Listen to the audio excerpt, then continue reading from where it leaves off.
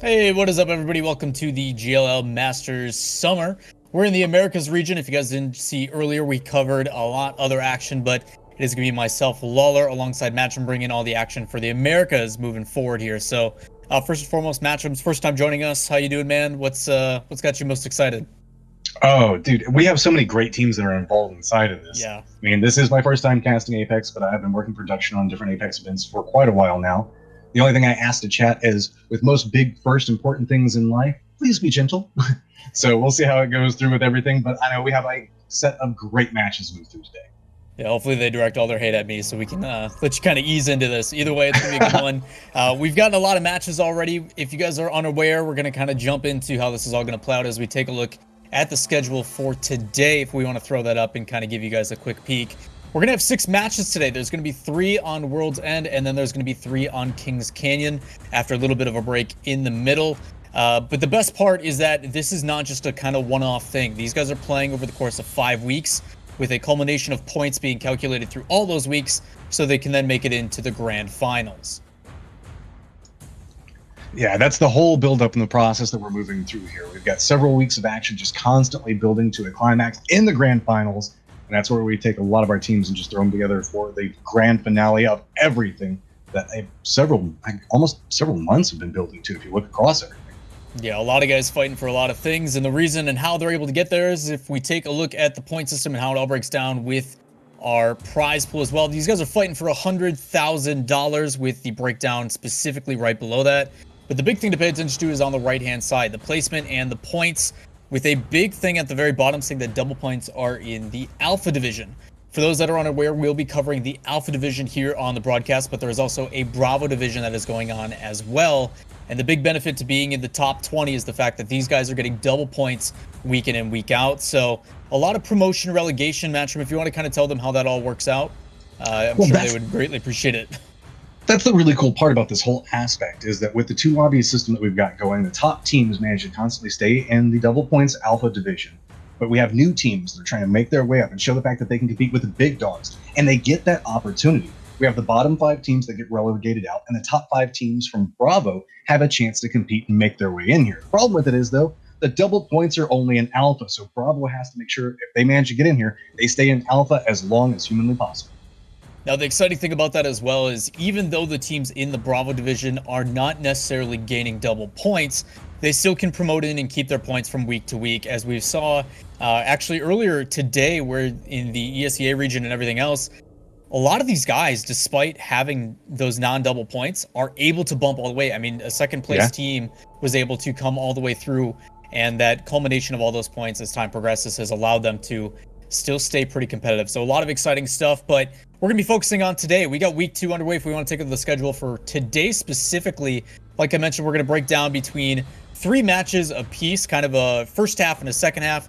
Our first half, match 7, 8, and 9 are going to be on World's Edge, and then we're going to jump over to Kings Canyon. So kind of a little bit of a breather we saw last week, where a lot of these teams kind of started to get comfortable right towards the beginning of Game 3, and then we mix it up on them so they can't. So it's been great so far. Well, that's the fun of the curveball. We have teams that are good on World's Edge, and you have some teams that are good at Kings Canyon. Naturally, you have teams that are great on both. But also allows teams that are kind of focused in on certain play styles, especially with the meta, the way it's evolving right now, and the different legend loadouts, the way people are coming into these maps, and different approaches. So you get to see the best of both worlds as we move throughout the entirety of today. Well, we've been talking a lot about how things have kind of gotten to where they are, but let's talk about the teams that have been involved as we take a look at all the teams and the leaderboards for both these guys.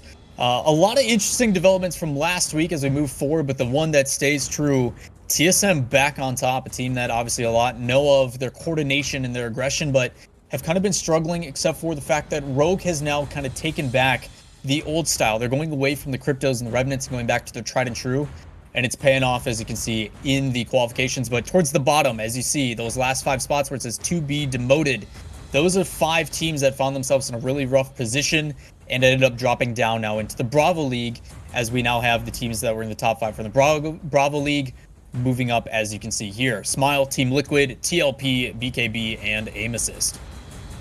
Yeah, this is the group that everybody has to put in a massive amount of work. Whenever you make your way up and you end up in those top 5 spots, it's your shot at glory. At that point forward, you have to make every opportunity count. You have to make sure that all of your kill points, all of your placement points that you can maximize whenever you make your way into alpha, so that way you can climb up the leaderboard and get out of that dangerous bottom 5 position. The question that I have for today is, where we see a lot of these teams that are going to be trying to be promoted, make their way up, we're seeing really consistency in kills and placement points be the key factor for them to enable that climb up that leaderboard.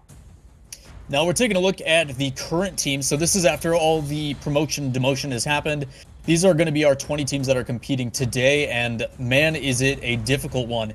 There's a lot of teams that we saw in the Bravo division that we expected actually to see already in the Alpha division, but had to battle through a first week. So the best part is, yes, as you guys can see on this leaderboard right now, no points for nobody, but moving forward, we will still see the teams that were in that Bravo division with their 50, 60, 70 points, whatever it may be, also come into effect later on moving forward as we talk about the whole 5 weeks as a total. So a lot to keep track of, but we're going to do our best to make sure we cover all the action, and there is plenty of other ways to do it.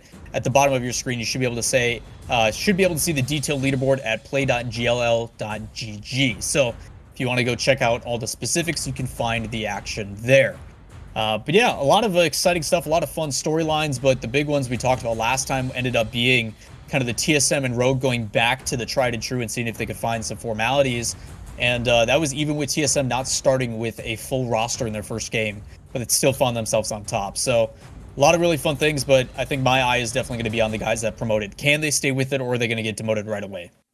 Well, also 303 drew my attention last week with very stellar performance, climbing up the leaderboard, really showing out. We haven't had a chance to see 303 perform in a lot of events so far, but whenever they've managed to make it into those points, they've shown the fact that they have the capabilities to get there. The question comes back to, just like you were talking about, with TSM starting to show form, whenever we're starting to see Rogue go back to their true natures, is 303 still going to have that same ability to frag out and make it into the end game? Yeah, big shout out to obviously 303. If you guys didn't get to tune in last week, Onset was asking me about, like, yo, what team are you kind of like focused on? And I'm like, yeah, 303. I'm actually kind of upset with their first performance in their match. And they come out and then they win like 2 or 3 in a row and they absolutely dominate and make their way back into the top 3. So they made me look good. So I'm pretty happy about that one. But again, it's a totally different week. And I think that's my favorite thing about this entire tournament and the structure of how it plays out is you have to show consistency from week in and week out. From every other esport I've been involved in, that's always the big focus. But I think in a game like BR's, it's so difficult to actually come in and week out and prove in a game that there's so many different factors that come into play that you can provide to be one of those top teams. So I guess for you, Matchroom, overall, what are the kind of things that you're going to be looking forward to, whether it be specific teams, certain comps? What do you guys, or I guess, what do you want to get out of some of these teams at the very beginning here? Because they're going to take some bit to warm up. Well, meta evolution is the key factor for me. Certain teams now are starting to get the capabilities to play off of different win conditions, and that's what I'm going to be looking for. We have certain teams that really like to move towards center, gather information as fast as possible, so we're starting to see crypto get a little bit more use here and there. We'd like to see maybe if we're going to get a little bit of evolution with that. But I know a lot of people have their eyes on the Revenant and how that's going to play out whenever we have this tried and true staples that have been Apex for the longest time. And will those rosters that are still leaning into the little bit more, I guess, passive defensive styles, leaning into Gibraltar and Wraith just for repositioning, are those still going to be capable of standing up against, I guess, newer curveballs that this meta might be throwing at us? Yeah, we saw earlier today a lot of people resorting back to the, I guess, the Watsons and the very defensive kind of bunker heavy like you're talking about. And I think that's kind of an interesting thing to see, is even though we did see the Cryptos and the Revenants come in, overall, it has been the things that these guys find most comfortable, the things that they can rely on, or the synergy that they've developed through many hours of grinding this game. So it is interesting to see that people are reverting back to what they're familiar with and not really pushing the boundaries, because they haven't really needed to. Until a team comes in with that meta and really challenges the TSMs and the Rogues and 303s and the guys that are dominating the top of the leaderboards, I think we're going to get something pretty familiar with us all. So I am looking forward to if we do have a team that really pushes those limitations, because anytime there's a meta shift, I as a viewer, as a fan of the game, get excited. So we'll see what happens. Yeah, 100%. And I mean, we've seen a very defensive meta. That's kind of been the tried and true staple of how everything has evolved right now, is the fact that if you have a good defense, then you have a good offense based off of it. But we're starting to see a lot more people take different opportunities. Information gathering has always been a key aspect of Apex Legends, Battle Royale across history. So with these new tools, are we going to start seeing maybe a little bit more aggression come through, because we know North America likes to play aggressive when they get the opportunity? Yeah, it's my favorite part about being part of this region is the chaos that Yes. ensues almost every single time. So a lot of exciting stuff as we're going to be getting this first match underway here shortly, you guys. And again, everybody in chat, everybody who's coming in to watch here at GLL, we greatly appreciate you guys being here and tuning in for the matches that are about to get underway in our second half of the day for the American region. I think the best part too is with the Americas, it's not just North America. We are also getting South America joining us as well. Elite and a lot of these other teams kind of struggled at the beginning, but started to get more and more familiar with how they wanted to play and how this meta was. But the big thing that me and Onset focused about last week was the experience that they are really grabbing from this. The ability to kind of learn from the best of the best. When you see names like TSM and Aberlele, who's just killing guys in that feed over and over again, there is a little bit of intimidation, but they need to understand that they are here for a reason. They have the capability just like anybody else. And we saw them getting some of those victories because of it. So again, it is anybody's match. I talk about how probably 2-3 weeks in, that's when you're gonna really start to see those spreads as we saw earlier today. But as of right now, like, people really need to make their mark quickly, because if they don't, they will get left behind. Well, it goes back to what you were talking about beforehand with making sure that you rebound. You know, consistency is key in Battle Royales. You have to make sure that you're constantly evolving your playstyle, adapting to all the information, everything that's going on around you. So whenever you're coming in and you have a mismatch of different regions and different playstyles coming to a head, and whenever you're trying to figure out what works against these other teams, and specifically like we were talking about some of these newer teams that were coming in from different regions, is a chance to come in, go, okay, this works, this doesn't work, and can almost push the meta forward in its own form and fashion, because you're coming in with a playstyle that you've always adapted, that has always worked for you, and suddenly you now have to analyze, why is it no longer working, and what can I do to maximize the benefit out of what I was previously getting? Yeah, there's certain times too where it's more so the human element that comes into play as well. Where, yeah, you have your tried and true, the things that you guys rely on, the things that you practice, but there may be a day where you're just not feeling it. You know, things just aren't clicking the way that they used to. And that communication with the team and being able to rely on your teammates and say, you know what, I'm not hitting my shots today. Something's just going on. Let me play more of a supportive style. Let me be more of a mobility champion. Let me do some, rather than the fragger that you may know me as. So there's a lot of different opportunities for these guys that have to make these adjustments from game to game, and then we mix it up with them by doing an entirely different map, and they got to start all over again. And sometimes that's good for teams where, yeah, they're feeling really good on World's Edge, but you know, they jump back to the updated Kings Canyon, and it's just not working. So something we have seen very similarly from the EU and NA regions, early map rotations, having to get to that middle of that circle as quickly as possible. Yeah. But some teams like Rogue really take advantage of that, and they kind of gatekeep on the outer edge and wait for people to rotate in. But we saw a lot of jokes about Shrek and his swamp last week, and how many teams were trying to inhabit that, and who was going to be the donkey out of it, and a bunch of other terrible puns that we made. So hopefully a little bit less of that this week, but either way, I'm excited to get these games underway. We're just kind of waiting for everybody to load into the lobby.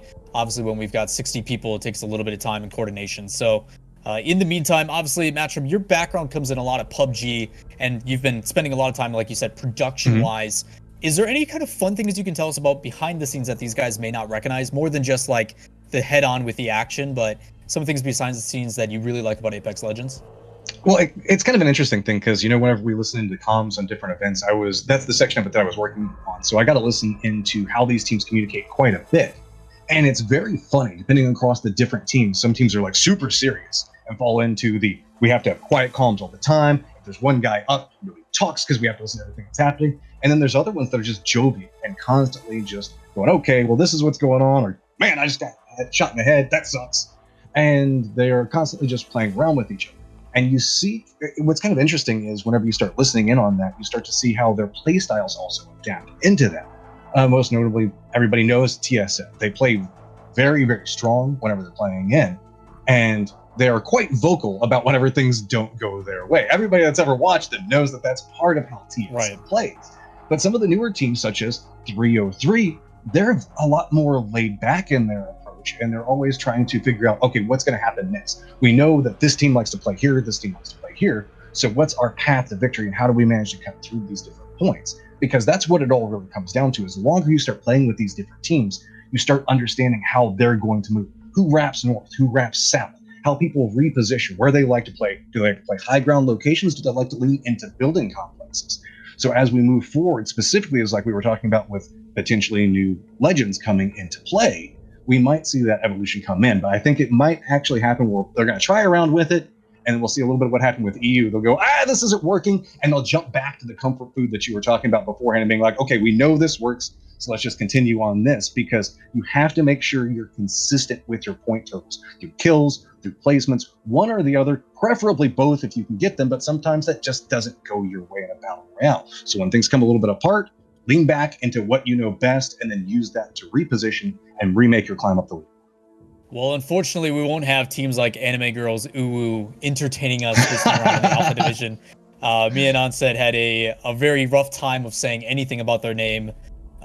Seriously. So there was a lot of fun that we had last week, and I do agree with the calm style of that. I think that the lighthearted, the laid back, more on a psychological reason, is the ability to have the highs and lows. I mean, when you're feeling really good and things are going well, that endorphin rush is crazy. But then all of a sudden you feel the antithesis of that after you get beat, and it's just, they come crashing. And comms are a very easy way to defend that. So you are starting to see some teams actually transition more into the more comedical side and a little bit more laid back approach, because they don't want to go too far one way or the other, and they kind of stay right in that perfect in between. But a lot of these guys, a lot of these top tier, just do not falter. They go hard the whole time, and then it comes down to tendencies. Can you learn those tendencies? Can you learn how well these guys play together? And I think that's why TSM gets a big nod, is their coordination has always been one of the big things that sets them apart.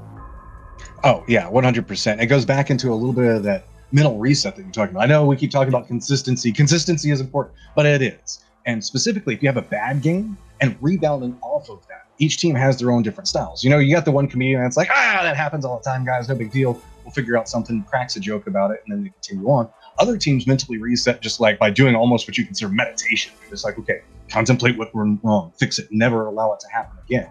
But whenever you have a bad game, that's where I always like to see how teams react, because one of the primary tendencies is if things go entirely wrong, you're like the first team out, you don't get any kill points out of the situation. Sometimes your idea is, okay, well, now we just have to stop taking early fights. We have to be passive.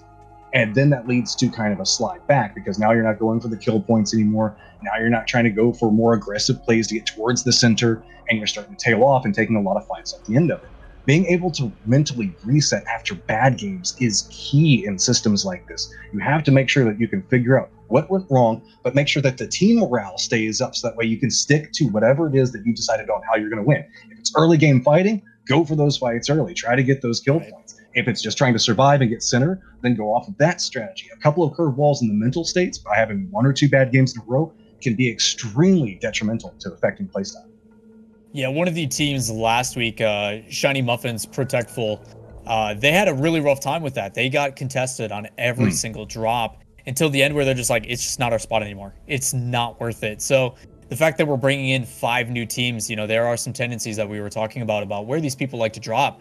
A lot of these high-end teams, the guys that we know the best, are known for going certain places. Rose especially always likes Mirage Voyage. There's certain places that you know they're going to go, and people aren't going to contest it. It's just not worth it, because the risk that comes involved with dropping somebody early. So now that we have some new teams kind of funneling in, you may start to see that happen all over again. Some of these teams are going to pick fights because that's their spot, and they want to remain and take that domain and claim it as their own.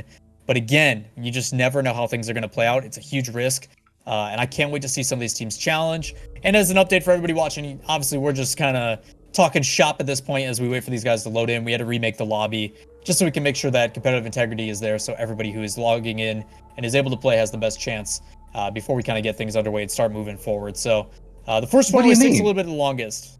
They're obviously sitting there being totally fine. Everybody in chat is just chill. No one's saying like, gosh, casters, shut up. No, that never, ever happens. Whenever well, I know we're a little bit in the future compared to everybody in chat, but Onset's in chat saying like he thought we had something. He left me, all right? He didn't pull another double broadcast. He could have stayed another 5 hours and continued to stay with us, but no, he has to go and sleep like a normal person. And how no offense, dare him not stay up until 6 to him. I feel like for his sanity is better. Plus, Matchroom, we get to bring you in, which is always a pleasure. So, fantastic stuff, and I'm glad we finally get to work together because it's been a long time coming, I feel. So, exciting stuff all around. I'm focusing a little bit more specifically on the players. I don't know if production of this might be a curveball ask. If we have the ability to pull up the leaderboards from last week to see where people actually stand right now, I think that'd be really cool. If not, I'm going to kind of just read from it. Our top 5 right now are TSM, 303 Esports, Rogue, Sentinels, MVP NA, who is a big surprise for me, and then Team Superior, who is able to hold on towards the tail end. But a couple of these that are mixing in as we start to go down. Solifide, another team that has been very close. The big one for me, Team Liquid was actually in the Bravo division and has already made themselves in the top 10. So there's a lot of exciting things with these teams that, despite not getting those double points, the fact that they're still able to be in those positions is a really big deal. And I feel like Liquid is going to be one of those teams that you definitely have to keep your eyes on, as consistent performances all throughout last week is going to put them in contention for tough spots. But TSM 303 Rogue, obvious ones to pay attention to. Well, also there's an interesting thing that's happening with the leaderboard the way that's configured. We have a very top-heavy leaderboard, specifically whenever we're looking at 303 Rogue and TSM and their positions that they come through. Whenever you have a team that's coming through and eating a ton of points every single game, that you have to remember on the other side of that, that's a point denial to these other teams that are trying to climb their way up. So if you're stepping into this lobby, I'm sure you might have been farming inside the last lobby, but now you're having to contest with a team that is constantly devouring every single point. And that makes the middle of the pack, and specifically those bottom 5 spots that we were looking at beforehand, much more dangerous, because 1 or 2 points can start to be a very big deciding factor for whether or not you get to stay in like lobby A, or if you get shifted back down to lobby B. Yeah, especially with there being point totals that are accumulation. I mean, you're looking at the teams that are coming in. Yeah. Aim Assist being one of them that promoted automatically finds himself in 20th place with only 40 points. I say only 40 points, but it's just because all these other teams that have already been in that top spot. I mean, you're talking one game is already half that. You know, you win a game, double points, you're at 24. So huge advantage that the Alpha has, and a lot of what these guys in Bravo are really pushing forwards. But that's not that they're out of it. I mean, 5 weeks is a lot of games and a lot of potential to earn stuff, especially if you feel like you drop down to Bravo and you can kind of farm those points. It is enough to kind of make up that difference. So overall, I think the best part is that tournaments, and the shout out to EA for kind of recognizing this early, transitioning into kills being rewarded heavily. I mean, you're talking the difference between killing a squad of 3 people is the same as getting like top 8. So again, kills can be very much so rewarded, but you don't want to get taken out too early. It's a very fun balance that we get to watch. And I think that's one of the very, innovating factors inside of the way that this system works, is that a lot of times you can see passivity become the key factor. Just try to survive, get into the point where you're getting into the late game, try to keep at least one member up, rat it out, and try to get more placement points. With the double kill point system, or with the double points coming into play, that makes kills a much more valuable factor, because you can use those kills in the early game to really push yourself in the late game by picking up attachments that you need, picking up different armors, leveling up armor as you need to, managing to get more ammo, meds, any of those other factors. So we've seen a couple of teams be very hesitant beforehand. Now they're getting the opportunity to step in and potentially take some early game fights if that's one of the things that they want to play for. Well, everybody in chat, I think, is excited and ready. Obviously, we've been talking your guys' ears off, just waiting for everything to drop in, but we're going to jump in here for our first drop in match number 1 on World's Edge. And what better way to start than looking with TSM, our leaders right now at 170 points. And despite coming in last time with no Abreleli, they are going to start with a full squad this time. And they are a team that you definitely need to be wary of, especially when they start to feel hot. So this is a team that many people know for their coordination. Imperial Hal, obviously a good fragger, but Abreleli is one that I talked up a lot last time just because of his path. I was actually very lucky that I got to see his very first tournament that he's ever played in. He used to be a sub of T-Hump, also a content creator for TSM, and he came in through a sub-only tournament. He qualified that way, and then from there, just dominated. It was 1v3ing people, and then shortly after got picked up onto the full squad, and has just been known as this really talented player since. But man, what good loot to start off with here for NRG. Yeah, going ahead and picking up, getting a couple of pieces to work with, and that really helps out in the early game, specifically whenever you're looking at rotation points based off position. You can see the first circle has popped up, so pretty close to point, but as you can see, a couple of our guys have already scouted out where the next circle is going to be, and it's going to be going back down towards the south around Sorting Factory. Specifically, keep an eye up towards the north. You can see those little mini choke points that come into play. Those could be huge factors depending on how different teams choose to camp and potentially gatekeep out. Most of our teams right now are playing back up towards the north, so that's really going to make potential hazards off of the approach just based off of the rock croppings inside of the location. You either have to make your choice of going to Harvester, up around towards the north, or pushing around all the way back down to the south, maybe making your way around Lava City and then coming back into the north. So with this, just a few teams have the capabilities to position and gatekeep out a significant amount of these northern teams, specifically the northwestern teams who have the furthest to go. Well, it'd be interesting to see how it all plays out here, as we got a bunch of teams kind of just looting up, just trying to secure their early spots. We do have a couple people being dropped here in the top right as we look in the kill feed. And shots coming out. Spectator here going up against Smile. Smile, a team that finds themselves kind of teetering in that in-between spot for the top 10. With plenty of time. Just going to jiggle peek here with that door as shots coming down. Able to get his heal off of the Pathfinder. This team comes out and able to revive his others. So nobody going to be lost here in the trade and get rewarded for their aggression. Nice plays coming out, Pretty Boss. That's no surprise at all. We've seen him compete and has the capabilities to clutch up whenever it matters. Got a little bit of a sneaky maneuver coming over here, as it looks like our last player up for 303. We were talking about the fact that they're one of the teams we've got our eyes on. This is not the way to start it out, as now it's going to be just one member kind of figure out what the hell do I do next. It's like no real chance to even get back over towards that banner, so going to have to abandon teammates and just play for safety and pray to God that nobody sees them in rotation.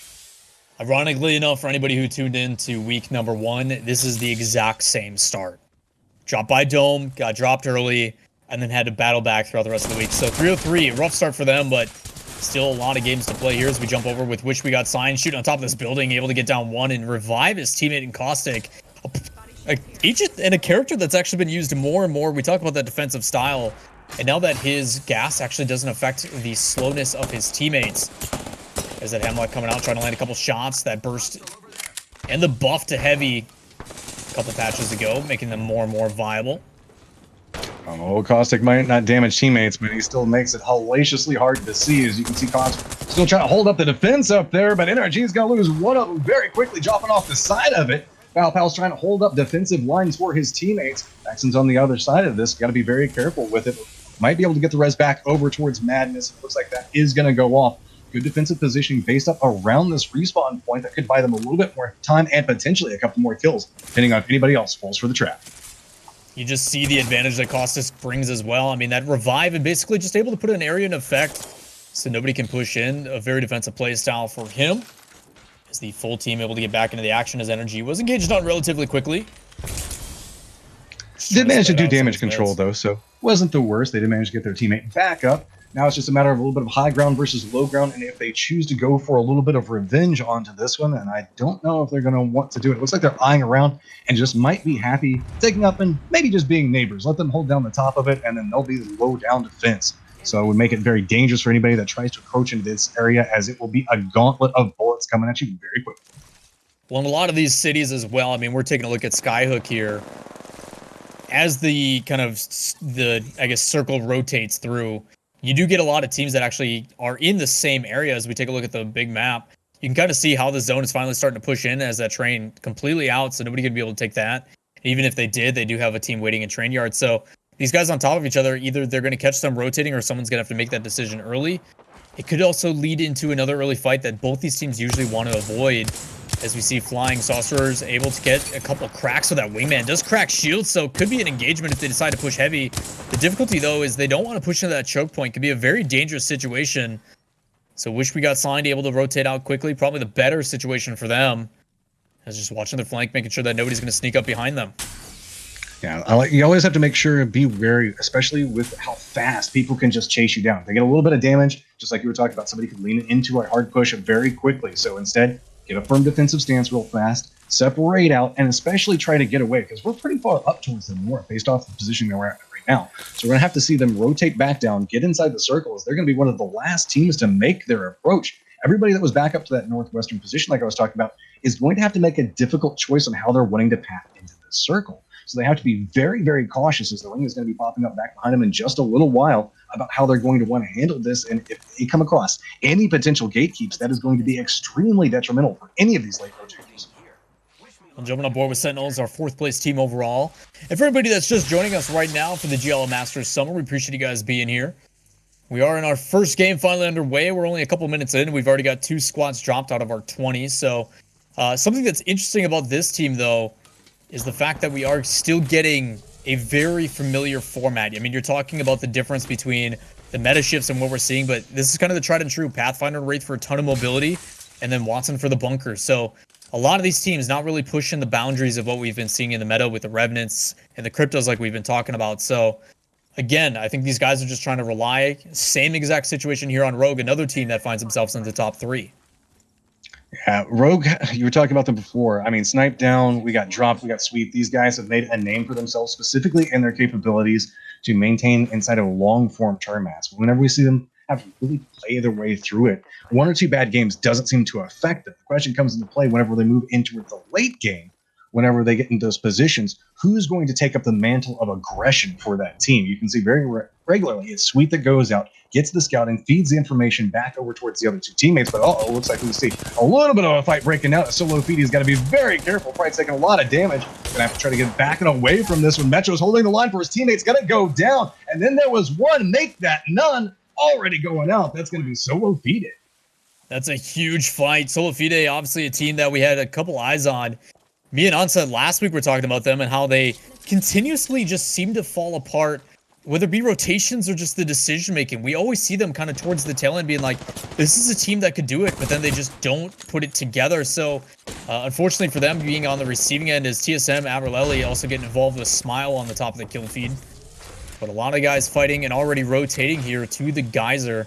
But you can notice the difference. We were with Rogue just a little bit ago, and they always choose to stay kind of on the outside and watch those rotations in to see if they can pick anybody up. But a lot of teams starting to learn that they need to push in early here, as a lot of guys just kind of gonna ego challenge him, put him down, step back off into their area, gonna heal up, try to play it simple. So this is Team Liquid, a team that has promoted from the Bravo division up into Alpha, trying to make their impact known, as Mastiff now being a global drop, lands a couple, seeing if he can get a little bit more. And is going to use that phase shift to get out of action. I like the control coming in. They've got their whole way. They've got it on full firm lockdown right now. But anytime somebody comes up and gets aggressive, they step out trying to make a play back over towards it. Make sure to punish anything that comes through. When then still looking back around on everything that's going on, here's a little bit of a firefight, trying to figure out how that they're wanting to adapt inside of this. Waits for somebody to step out, goes for the spray onto it. Quick pickup, instantly going for the flush back. We're trying to get away from this position right now. They have multiple angles of aggression that they can work with. Now they just have to get away from the third party, as that is starting to become the defining factor against them. It's wonderful communication coming out from 1 minute. Chromie automatically knows from his teammates this guy's rotating out, so he goes, takes the top side and just catches him on the rotation. So well done by the team here for 1 minute, trying to secure some kills, as we see the team that's on the outside and on the inside. Both halves kind of being occupied from both of these teams, as Liquid did catch themselves in between 2, able to lose 2 of those, but luckily they have recovered one of the banners, still need to get another one. So a difficult position here for Liquid. There's another team that rotated into Geyser very early. Flanker, the only one remaining, probably going to back off here if he can, but as the circle gets smaller and smaller, we're talking about roughly when we get into phase 3, that is the biggest time for these teams to kind of connect.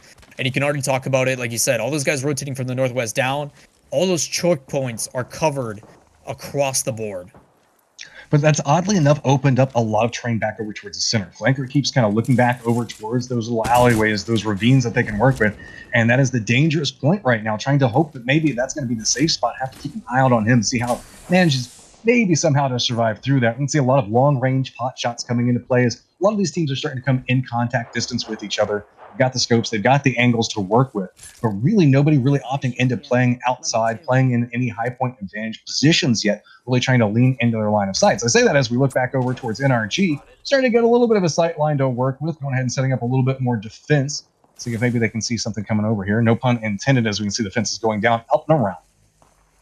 Just trying to see if he can get an angle. He does have that charge rifle, so good for poke damage from pretty far away. Most players kind of sit to the tried and true, either a shotgun of some sort for close range and something like a 301 or an R99, just because those have the ability to absolutely shred players. But a lot more poke coming in. Energy, a team that recently signed, where it used to be kind of the Dizzy, the Ace, and those guys have done well with consecration. So going with this new motivated and hungry team that didn't really have the best performance in week 1, but still trying to make their name well known as they find themselves kind of towards the top end. But tough for Saucers. This is a team that we saw a little bit earlier trying to catch people kind of rotating through in that tunnel, but to stay outside, take the wide flank. So they're going to be coming from the north end side. There's roughly 3-4 teams kind of just waiting for them. So Energy just going to play gatekeeper at this point. Well, we did see the circle shift back down towards the south. It's going to be problematic for a couple of these teams. It's still pretty centered up, but really it's just based off the position that we saw everybody leaning back over towards the north. So with this reposition back over towards center with the safe zone, that means a lot of these teams now that were leaning back over into the edge, that were kind of forced out, trying to maybe get a couple of kills in those gatekeeping spots, now found themselves needing to shift back over into position. Not a lot of the teams, though, like we were talking about a second ago, have opted to a firm center point yet. So earlier rotations could be a big factor on who manages to get into a point and maybe be able to take a couple of kills as people are starting to move into their territory. Well, not every time is it about taking fights. Sometimes it's about taking passive and placement points. And you see just that as one hiding up in the tree. We actually saw towards the tail end of last week a player literally sit inside of a tree and get top 2. So you never know what you have to do to make sure that you can get those consistent wins. So we join in aim assist, newly promoted from the Bralpha division. Sitting at 40 points and towards the last end. Whatever you gotta hide, right? I mean, everybody's like, I mean, credit to having the game IQ, man. Knowing the map awareness, knowing where those spots are. I mean, if you get watched some of the broadcasts earlier, there's some pretty cheeky spots that shouts to this observer team. They do a fantastic job of giving us all the action. So we'll have to see how this one plays out as we got a bunch of teams here just in the northeast side of Sorting Factory. We did have a team up top with the Caustic try to battle it out, but Vaxilin looks like he's dropped down, and they're going to try to go for the push. Shots coming out with that Eva dropping a ton of damage in, and a pretty good trade. The benefit, too, with that Evo shield, only about 60, 65 damage until it promotes to the highest level, so find themselves in a pretty good position here as they just apply a little bit of poke, but everybody in the circle still shouldn't have to move anytime soon.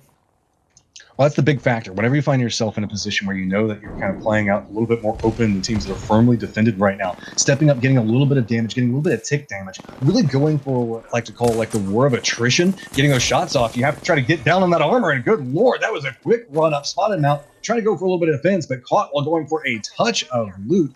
And RG is still sitting way back out on this, hearing everything that's going on, feeding information. You can see the markers coming up. So they're starting to figure out, okay, this is where the teams are starting position. How do we want to handle if we have to move back down into this, which they're definitely going to have to do based off circle position. Well, Energy was doing a good job, as you can see with all these barriers. They were gatekeeping that last player from Flying Saucers. But there's another team over to their west as we jump in with TLP here, trying to get some shots down. Trying to chase down this player, but can't.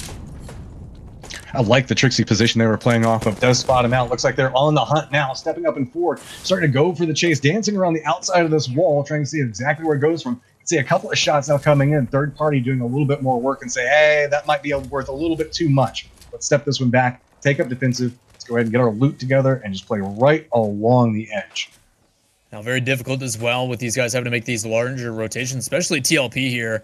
So there's a lot of teams sitting kind of on top of that high ground, just waiting for these guys to rotate in. So when you're looking at the position right here on the top left on the outer edge, there is not a lot of room to work with, as they got to run through roughly 3-4 squads to get in. And we can see the Pathfinder passive here showing us where that last circle is going to be. So a lot of hard shift into hard shift. Yeah, there's a lot of guys here that are in a really rough situation. What looked like it was going to be ending up in Geyser area has actually benefited, like I said, our newly promoted team, Alpha Assist, as TSM finds himself on the receiving end of a fight, going to try to portal everybody out of here and get to safety. But someone already waiting up top. He gets the trade Imperial. It's going to back right back out. It goes back down and uses this rock. He's kind of in a rock between a hard place. He's got to find something that he can do. As he sits with this angle, might have to take the teleport. It doesn't matter. Gets hit by another angle. TSM actually dropped by Rogue. No good options to work with there. Trying to go down, save their teammate instead. Ended up getting trapped in between two different positions. Even when going back through the portal, they were taking fire. So just had to resign themselves to maybe trying to play the low ground. See Eye Shiny Muffins Pro all trying to hold up right now. This is going to be Rogue also going for a little bit more of a reposition right now. They got themselves firmly defended up in a high ground point. And beautiful lines of sight to work with. They can use this to really inflict a lot of damage. As we saw just a second ago, back over towards TSM, really force teams to have to herd themselves together and let those teams do the work for them. Sometimes you might not get the kill points, but you can get the reward of not having to contend with that team any longer if you can just kind of slowly and steadily force them to fight each other, or just hunker down behind rocks with nowhere else left to go. Hey man, the name is Eye Shiny Muffins, and they've got Protectful on their team, and they're living up to that name. Do whatever they can to keep him safe. As aim assist here, putting some shots, got really good high ground here. As shots coming in from the right-hand side, that might be Team Rogue, as Sentinels also finding themselves in a really tough spot. Well, as we count down the last couple of seconds here, you're going to see all these teams have to start rotating here in the next 5 or so. But part of the reason why people grab this Wraith, the capabilities here, drop that portal and get the increased movement speed with the phase shift, and ends up jumping right on that full team who's waiting. The worst spot for Sentinels to find, and has to go back and meet his demise. What an unlucky situation.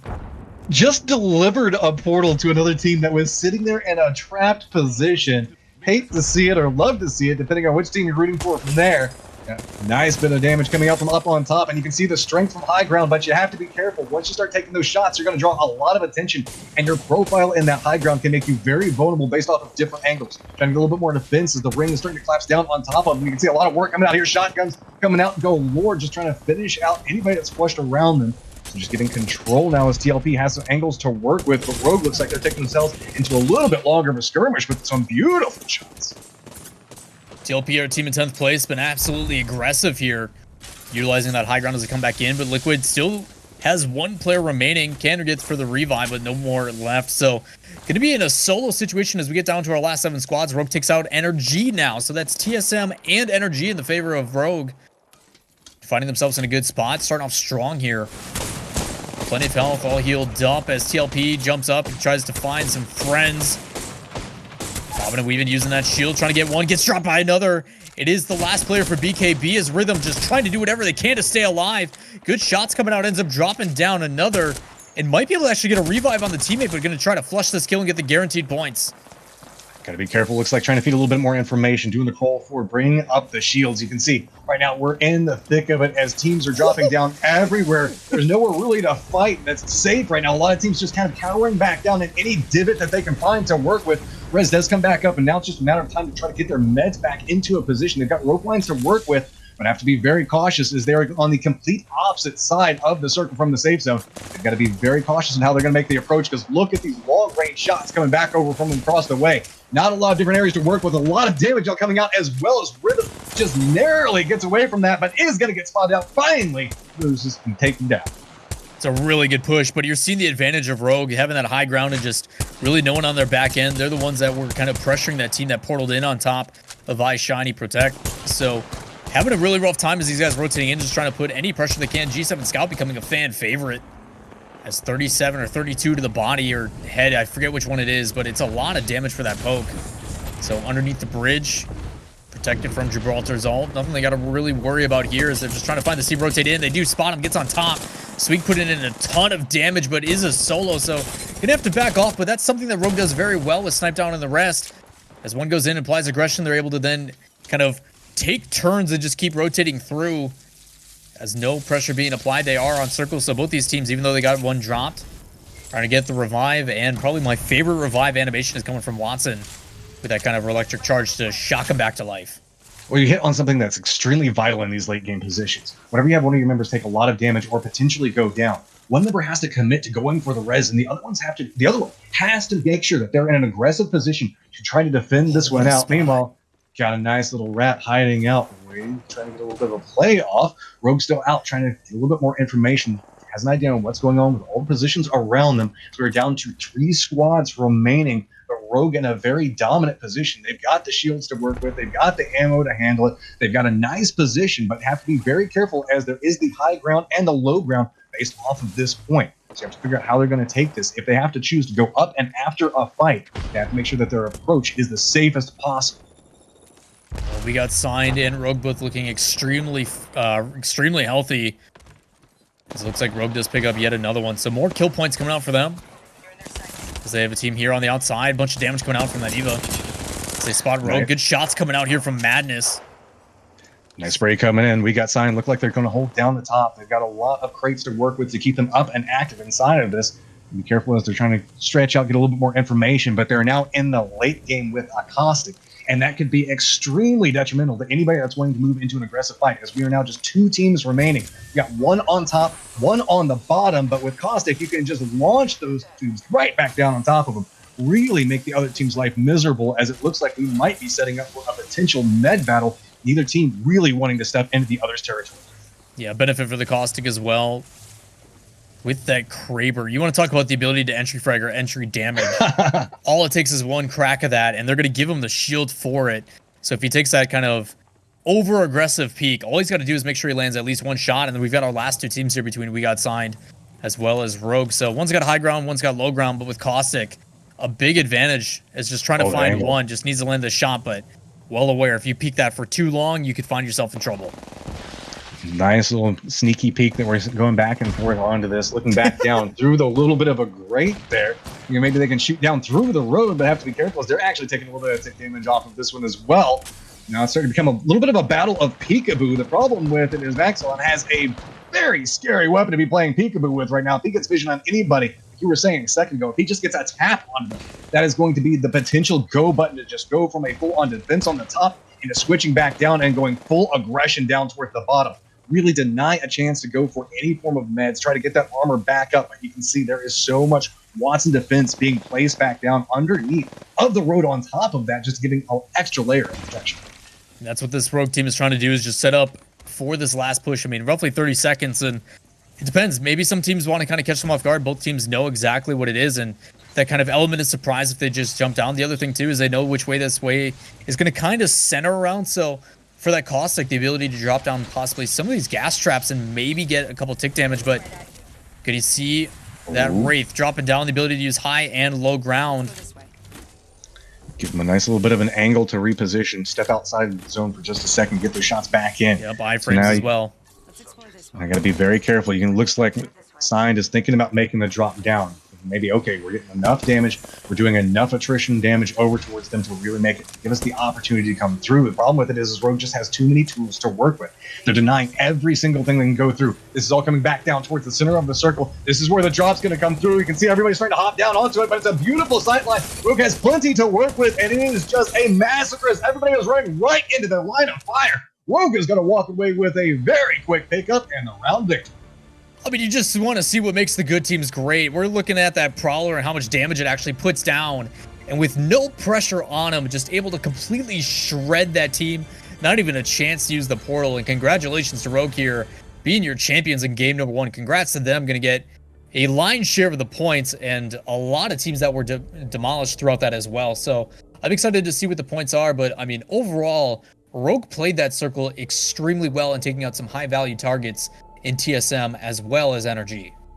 Yeah, good knowledge on where they need to move throughout the circle, and also keeping an eye on where everything was going to end, where that last collapse point for the ring was going to end up at. So good play on that, and also really just spotting. I was almost like shooting clay pigeons as people were just falling down on top of them. But wish we got Signed was fighting through the entirety of this game. It felt like every single time there was a skirmish going on, they were somehow involved. Well, we're taking a look at here at Game 1 highlights, and shoutouts to Observer for providing the action. A lot of different things that we may not have seen, like we talk about our rats playing the high ground and trying to get for placement, but way to play spoiler up top here. Just seemed like it was okay, but I think this is the one that caught you and I both off guard. We had a player that popped that Wraith portal and landed right on top of him for Sentinels, and just, we talked about playing peekaboo. That is the worst type. Imagine being trapped. There are so many shots coming in from all the third and fourth party, and then suddenly there is a Wraith portal just delivered to you and go, here's a get out of jail free card. Now you only have to contend with one team. CLP is still trying to fend up on that high ground. That was the big factor for quite a while, as we saw 2 different points of high ground at roughly parallel positioning really opened up sight lines, and teams were just raining death on top of each other from quite a ways away. And oh, the other side of the drop down, I love it. Yeah, this could have been one. I don't know if Costa could have thrown that ultimate a little bit earlier. May have changed the tide of fight, but I mean, just, he does not miss. You see what snipe down on those guys from Rogue can do. And I think that was the big advantage for them, as you saw numerous, I guess, rotations were very similar between Rogue, TSM, and NRG. It's just Rogue did them that much sooner. It felt like they were, like teams like NRG were always in the footsteps trying to follow what had already been done. And that was kind of the difficulty for them. So really well played by Rogue here, as we're going to take a look at the results here once we get those up and ready for you guys. So before we do that, though, I think we're going to go do a quick break. We got a lot of action here still left to cover as we get done with game number 1, but this is the GLL Masters Summer. It's been an absolute pleasure here covering game number 1, but when we come back, guys, we're going to show you guys an updated look at the scoreboard, and then we're going to get into game number 2. Don't go anywhere.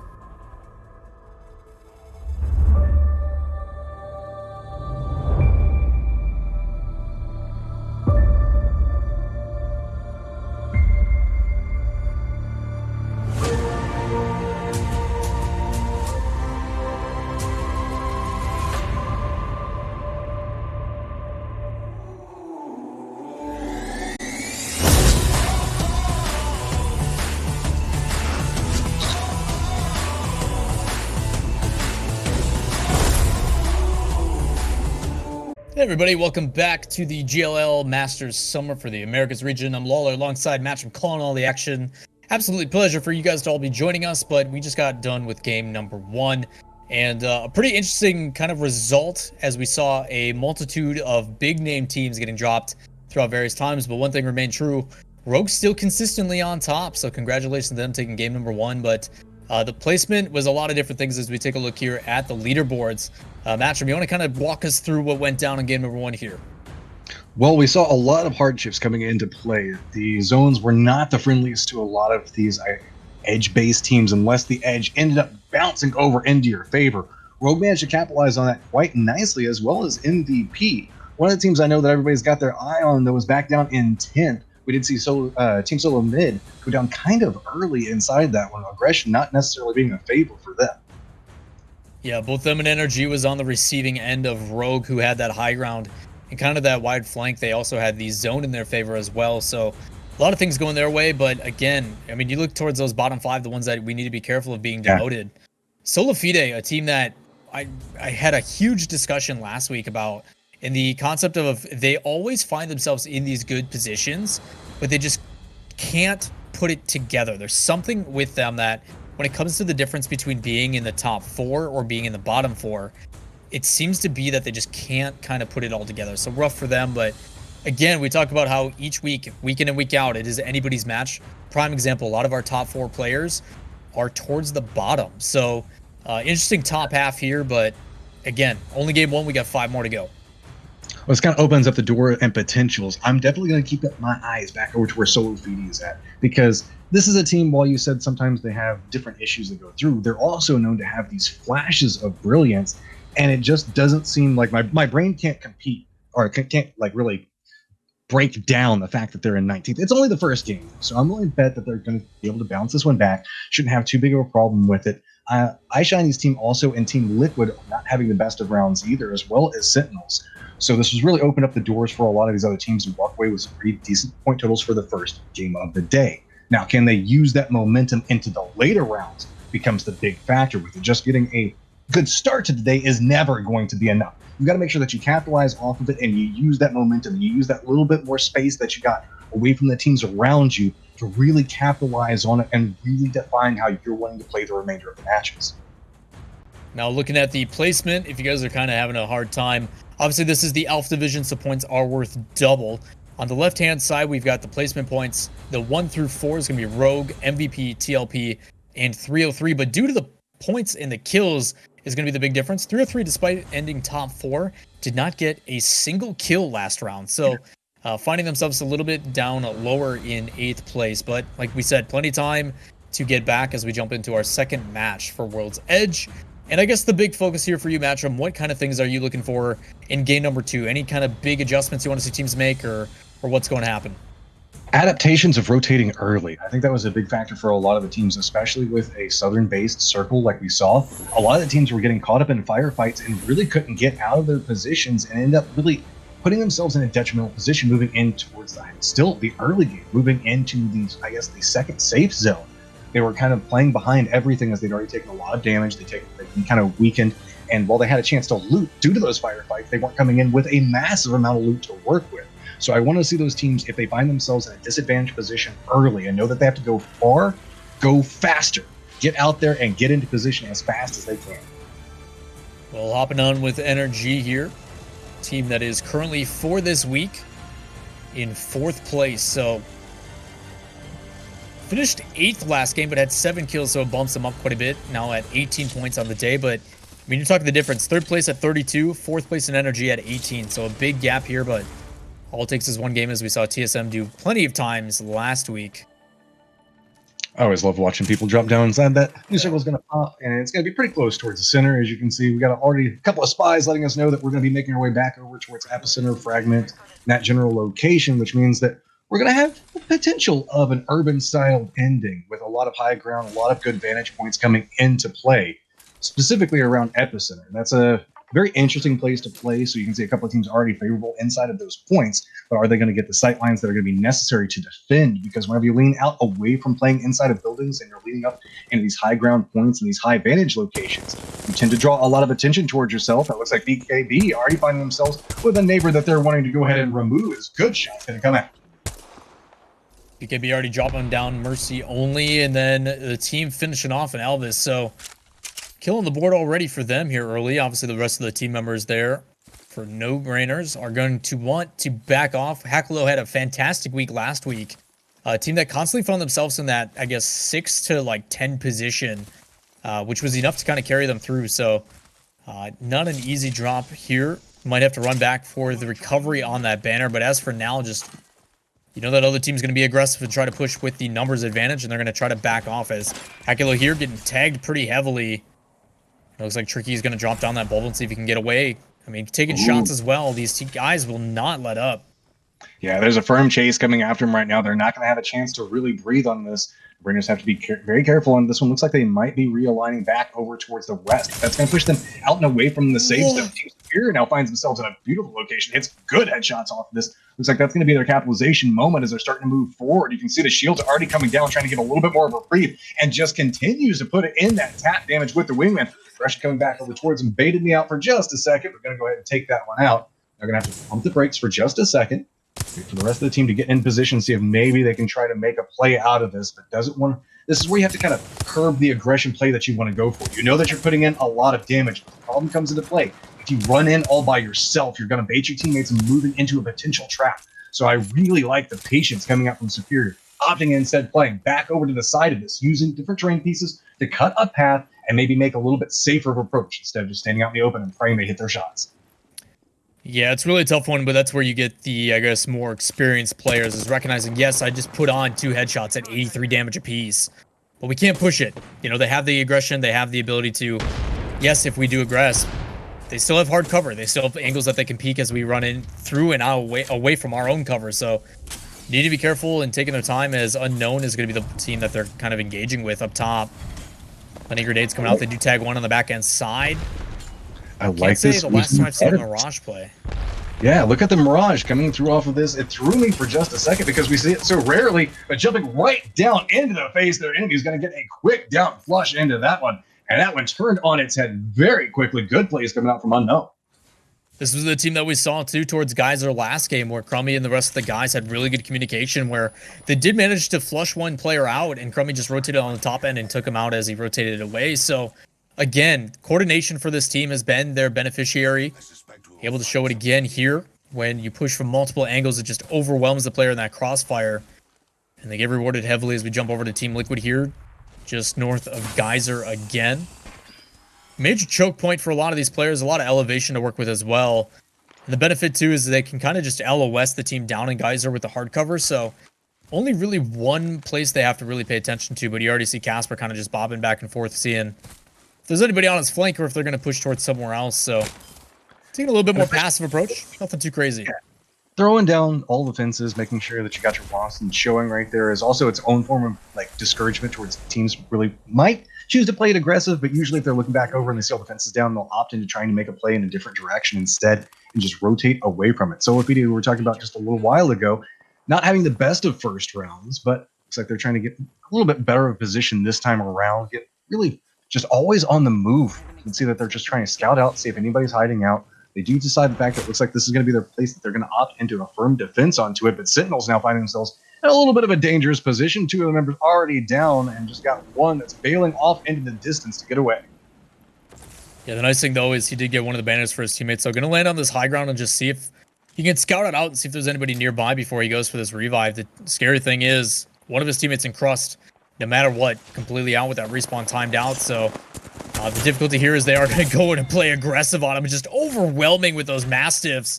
Smile is going to be having a huge grin on their face as they completely remove Sentinels, a team that, as we saw last week, put themselves in a top 5 situation. So, good aggression here from Smile using the numbers advantage, and they get rewarded for it. So we take a look at our team tracker on the top right. Just kind of hanging out, trying to see if maybe you can sneak over, res your teammates, and suddenly people come flying in. Instant death and destruction off of it. Good plays coming out from Smile using that early game aggression Looks like a lot of our teams still kind of dancing over towards the center, specifically that ravine section towards the center of the map being a defining factor. But most teams already back over towards the north, so it shouldn't be that big of an issue. You have one team way back over next to Lava Fisher, but looks like Team 19 is finding themselves in a little bit of a predicament, slowly making their way up and forward. Looks like they have an idea on the approach that they're wanting to take. Hopping on board Team 19, getting shots down, going to drop down the Gibraltar bubble. This is a team that got fragged out pretty early last game, but man, the luck to get these shields, they must have found some drops coming in or something. But as we're still in our, I mean, relatively our second circle coming in, round one's just about to close here, so good loot from them at the beginning as aim assist. Trying to catch somebody on the rotation. Need to be careful themselves catching out in these zones.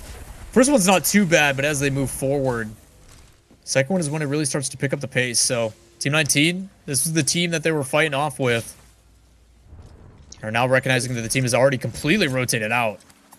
It's really slowing down their timing. Smile down to just one member right now, deciding to come through. So do maybe it. They can go through. Do it. RKP just running around trying to get whatever they can out of this one and trying to get away from this point. Looks like he's trying to go for the res back over towards it. Got to be very careful as it looks like the zone is approaching.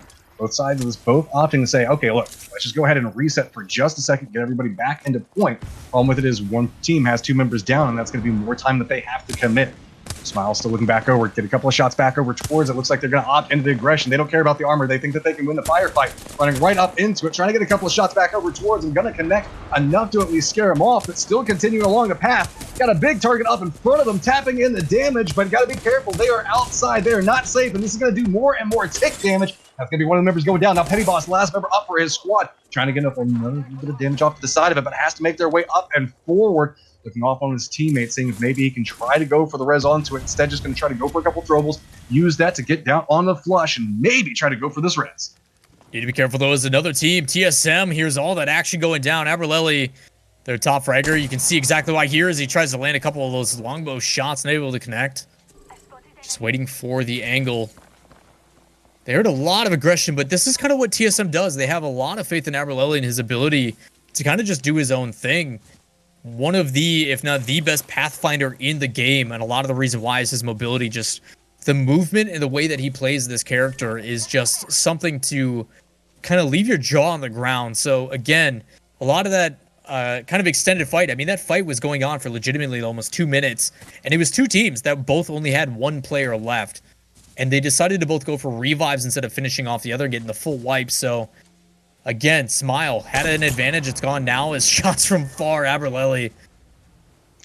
Love to see it. Inflicting a little bit of damage. Knows exactly where everything is going inside, or how the approach is going to come through.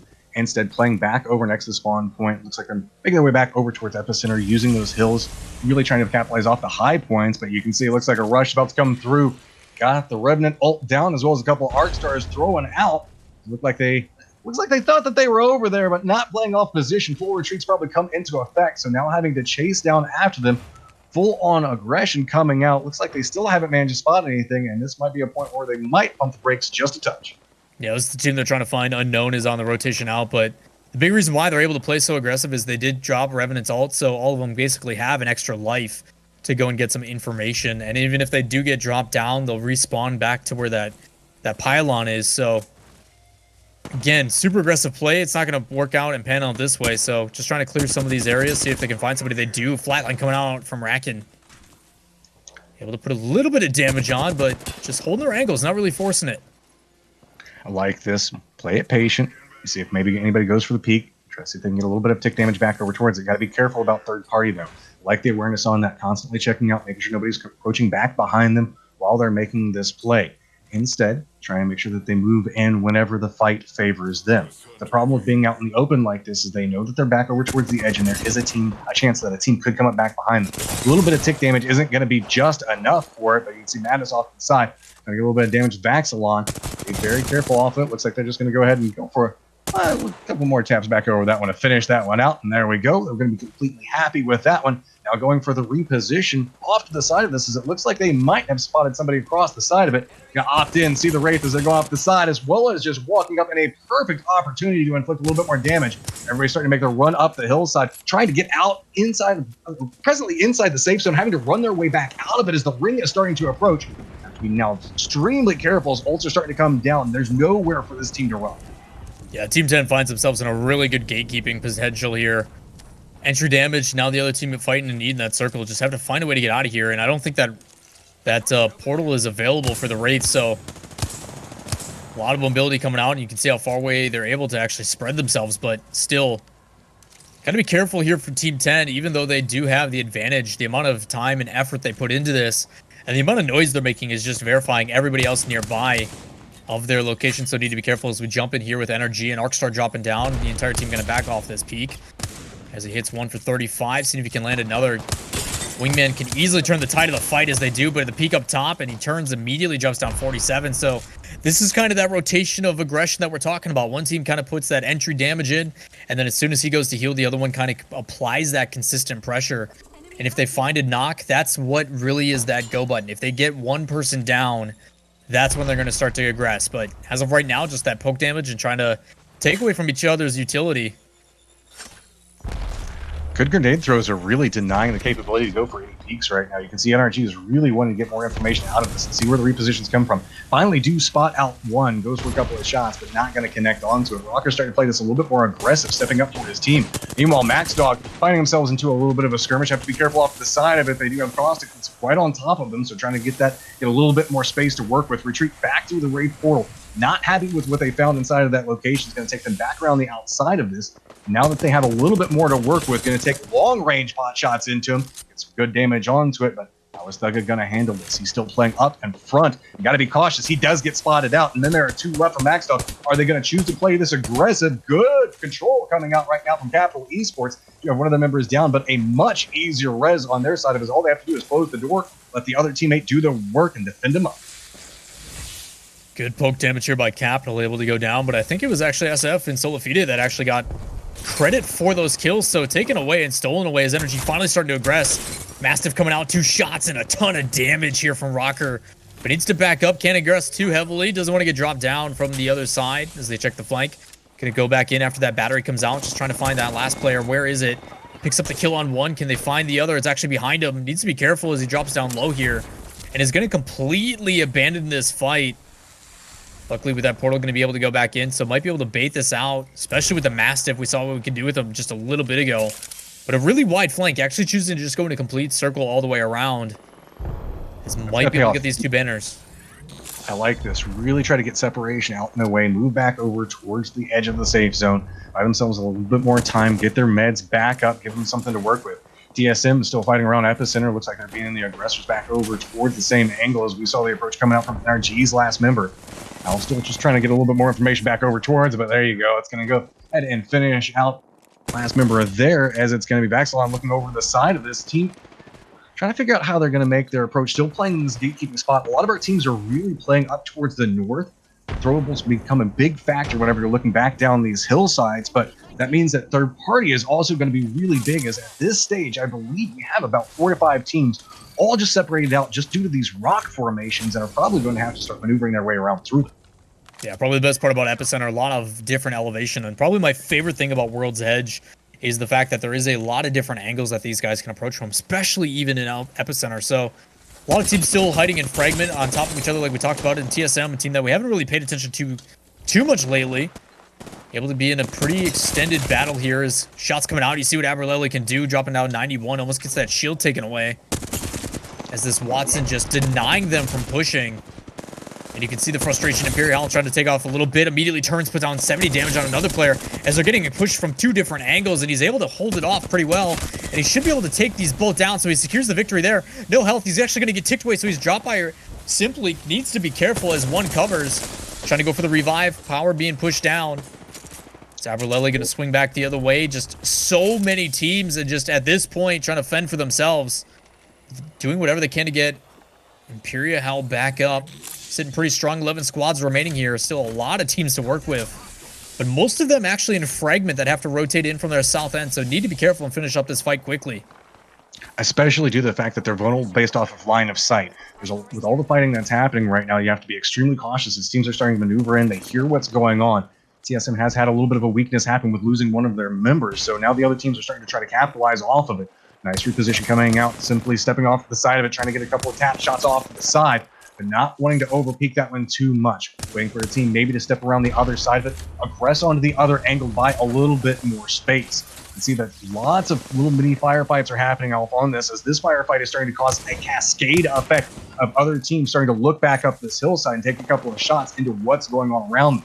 Every single peek around this corner just becomes a touch more problematic because it's more damage, more time that they have to spend trying to get their meds back up, and it looks like they've said nope. Instead, we're just going to go ahead and defend up for a second and let's reset before we do any more aggression. Yeah, they got to really hope there that circle doesn't hard shift on them. That Watson, I'm a little curious on dropping that ultimate. Yes, it does allow the sustain and passively will recharge their shields, which is great, but they basically really own up to it. They're like, you know what, we're going to take this high ground. We're going to try to put down some barriers. And hopefully they don't get punished for it, as unfortunately for Tricky, trying to rotate in, team's just getting absolutely lasered as I'm trying to get over these hiccups. As shots coming back and forth, trying to drop him down. Got the Hemlock coming in and a Peacekeeper, something that now only found in crates, and you can see why. His damage with that spread absolutely dangerous. As TSM and many others like Rogue still in this same spot fighting back and forth. Rogue and Snipe down, just trying to put some damage down on these teams. You can see them all kind of hunkered down in that same position, but need to be careful as they find themselves on the back end here. So a lot of really high profile teams all in the same area. Shots coming out here from Sweet with the R99. Rogue doesn't have a lot of options other than to take the fight in just a second. They've got a long rotation ahead of them, and it looks like instead of rotating around towards the safer edges or trying to find cover, they're just going to have to take a fight and run and gun their way in just a second. You can see off the side, really pinned down inside of this position, going for peeks as they can. Just not a lot of angles to work with, but a very sneaky little hiding spot, even turned around backwards, with blending into the wall as much as possible, hoping nobody looks back over here. It's going to be gentrifying, just praying that, hey, let everybody else fight this one out, and I'll just follow up right back behind you. Folks got about 20 more seconds to try to make something work out of this. They're getting a lot of little tap damage to work with onto it, but not really spotting out the other members, so they're really not going to go after that last solo, as they don't even, I don't think they have awareness of what's going on in that spot. I mean, if I'm gentrifying, I won't tell if you don't, man. At this point, you're just kind of waiting for this action behind you to just go away. The other thing, too, is on these rotations, has a really good opportunity to just kind of third-party it, sit in the back end, wait. But it looks like gentrifying is going to make his way out, so catching another team off guard. But a rough rotation, as you see Unknown here with the high ground, but doing a really good job with their coordination. Pretty reminiscent, actually, of TSM with the way that they've been communicating effectively and choosing these battles. With good positioning here, as a lot of teams trying to rotate in, you start to see Blur trying to use and make some damage with that Hemlock. Going with the single tap, getting hit in the backside, needs to be careful. Gonna drop down that Jabrubble. This could be their last chance to heal. It does look like. Yeah, Simply has been having a rough time. 4 teams up and active and not a lot of cover to work with. You can see everything's out and in the open. Teams now starting to take shots at each other as they can, trying to find any crevice that they can try to hide down into to try to get their meds back up for these final remaining fights. It's going to be Liquid off to the side of it that do have a little bit of a dip to function with and keep just trying to do peak after peak. So we now drop down to 3. TSM's playing off to the other side of this one, and it looks like it's just going to be a battle of vision as Liquid is just starting to step up on any rock that they can find, try to use that to rain down death and destruction on anybody that's approaching up on top of this hillside. Now slowly starting to creep their way forward. They've got a lot of close range weapons to work with, but they've got a Gibraltar bubble up in front of them, waiting for that to die out, seeing maybe they can pick up a couple more meds, maybe some more ammo to work with. Treat back away off from this one, but now it looks like everything's starting to settle down. They're going to have to approach up off the other side of this hill. Back down on the other side of the TSM is in a fairly defensive position and got a lot to work with. Yeah, a big thing for TSM is they were able to get Hal back up, so fully healthy with all 3 players, as it looks like we do have a 3v3v3, Liquid, TSM, and I can't see who the last one is on the bottom right, but it's Simply and the boys currently deemed as Team 18, so pretty tough for them. They've been using the kind of this deflate to the best of their ability. But Liquid over on that other side, as well as TSM on the low side, have them in a really rough spot, especially with having the wide rotation. So, gonna have to make the hard shift here as the clock counts down in Gibraltar. This could be their chance. They need to push this quickly. The difficulty, though, is that high ground is in a really rough spot, and TSM's got their number. TSM has so much control inside this fight. They've got cover to work with. They've got their defenses firmly in place. They're just raining down death as people are starting to get into the third-party fight. They're just looking back over the hillside, and it's just shot connecting after shot connecting. We can see Hal is just decimating everything that's going on around him. He's got the angle to work with, but finally his high ground was aggressed upon. Going for a flank around the outside of it, hitting a couple more shots into it. This is starting to turn up everything in TSM's favor. They do have one of their members down, but they have the tools to still work with as they're just continuing to assault up this hillside. Brett goes off to the other side of this, trying to get a couple more tap shots into it, starting to put it into the work. Really starting to make TSM work for these last couple of hits onto it. Constantly running around the outside, but looking back up the hillside. What a shot from Urice. Beautiful plays. That was a disadvantaged position and a clutch point, and still somehow managed to walk away with the win. That's just a really smart play for Urice. He's in pretty much a 1v3. You see what Hal is doing with that Mastiff, dropping tons of damage down. But as he rotates back out, he sees all these boxes, and he refills his shield all the way back to the top, and then he turns and drops down there with that R99. You want to talk about the ability to be in a really tough situation, but still have the game sense or the game IQ to kind of keep it level-headed and then utilize the advantage that you have next to you. That is very difficult to do. A lot of teams get so tunnel vision in those last fights where they're just like, I have to take the immediate impact. And instead, he backs off, takes his time, picks up shields, and gives himself the advantage ultimately and gets the victory. So, again, TSM looked like they had that one. They had advantage, but yeah, Urice and the boys, well done. I mean, TSM had firm defense. They had fences down. They had Watson ultimate going off. They had everything going in their favor. Whenever they stepped up, they got involved in the two different fights as that was emerging out.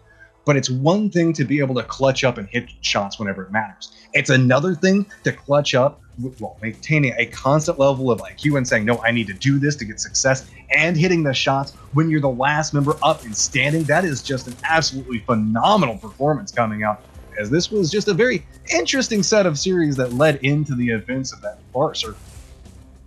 Well, congrats to HRN for Urice, Hill, and RKN for getting the victory in game number 2 here. A really tough battle at the very end for TSM, but this was kind of the one that really started as we got constant aggression afterwards, where you saw Smile and the other team kind of back up top. And then Alberelli came in and put a little bit of damage. Energy and multiple teams like TSM in this same spot and area. But for TSM was the one that kind of came out on top. And they had Imperial Hal down and looked like he was going to be in trouble. But they're actually able to get him back revived and towards that tail end of the fight, which was a really big deal. So we even saw I can't even say his name now, but he was just sitting in that corner, just waiting for the stop, for the constant aggression to stop. But Getchfine, just really scary situation there, as you got two teams just rifling shots past your head, and then the last one here, just phenomenal play by Urice. You're going to see him. He takes on 2, gets a couple drops here, and then as you saw one play, he gets that gold shield at the very end, is able to turn and close it down. So really well done there by HRN to secure the victory. That is a big jump from their first game. Trying to look at their results from game number 1. You were talking at 18th. Placed 16th with no kills. So a big difference in contrast for their results in the second game. Yeah, they're about to have a huge come up after that one, and by God, they deserve it. Beautiful performance. But hey, guys, we've got to go ahead and take a quick break, let all the players get reset, get into lobby, but we will be back in just a few seconds. You guys stay tuned.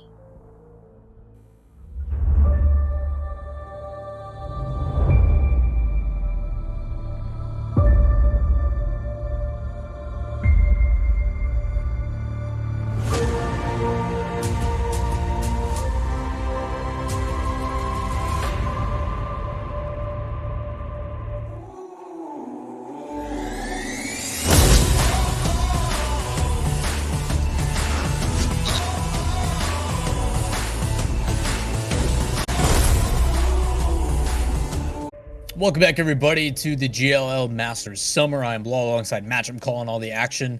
We just finished up game number 2 here on World's Edge out of 3 before we jump into our second half of the day. But a lot of exciting storylines coming here as we're looking at Alpha and the Bravo section. We'll show you guys an updated leaderboard of what's been going on so far.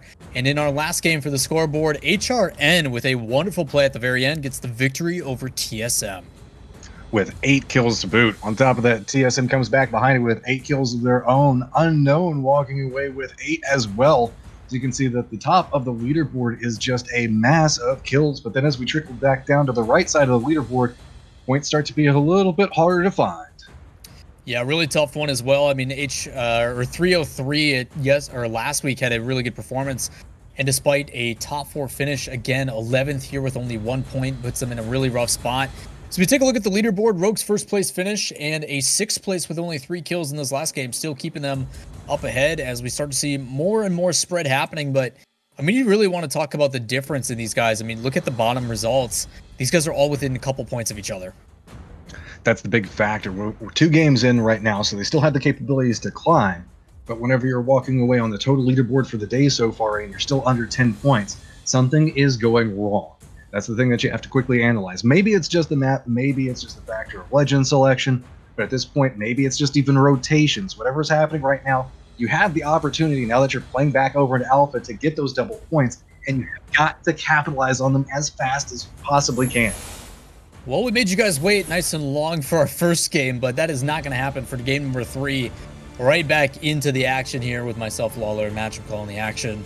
We're going to get into game 3. This is our last game on World's Edge, so we've kind of seen how things are going to play out, what kind of teams have been making those early rotations, and the ones that are willing to go for those really aggressive engagements. But at the end of the day, this is the last time they have the ability to make their mark here as we jump in with our winners of last game in HRN. Just kidding, TLP. Long. Looks like TLP has already caught themselves inside of a fight. I was really curious to see how HRM was going to play the beginnings of this, but it looks like they've already got a fight going off to the side of it. It's TLP going to have one of the members go down, and Pandair is going to be very cautious off this, still bringing out the aggression onto it. They have information on where everybody's repositioning, but doesn't want to play too much aggression coming out to the side of it. That is a one right into the Gibraltar shield that's going to very quickly backfire in their face. Now the hunt is on for the last member, and a quick tap finishes that one out. We want to talk about the difference maker in a lot of these teams trying to come out aggressive and really, I guess, change it up and do those ego challenges. So 2 teams fighting on Epicenter, and for one of them, that is it already. So we've only been in a couple of seconds, and we've already got a squad completely removed. So back to the drawing board for those guys, as they're going to have a nice, long, and extended break before we jump into Kings Canyon moving forward. So for TLP, that's a really big fight. I mean, you see the difference, and actually a team using crypto, something that we haven't gotten too much. But I know this team has actually been running them since kind of the beginning of today. So a little bit different comp that we see, but still the same situation. You've got Gibraltar dropping down a bubble. One player kind of watches and makes sure that they can handle the aggression while the other one goes for the revive. And then ends up whapping him on the nose with the newspaper to secure the kill. Exactly. A little bit of a fight happening off the side of it. Is going to be NRG. Oh, no, they're just farming out, trying to get some more loot taken care of. A couple of dogs that are chasing them down, but looks like they're going to need to get away from it just a little bit. It's taking a little bit more damage than they were expecting, as Rocker has to kind of get himself out of that situation. But looks like they've got control back over onto it now and should be fine.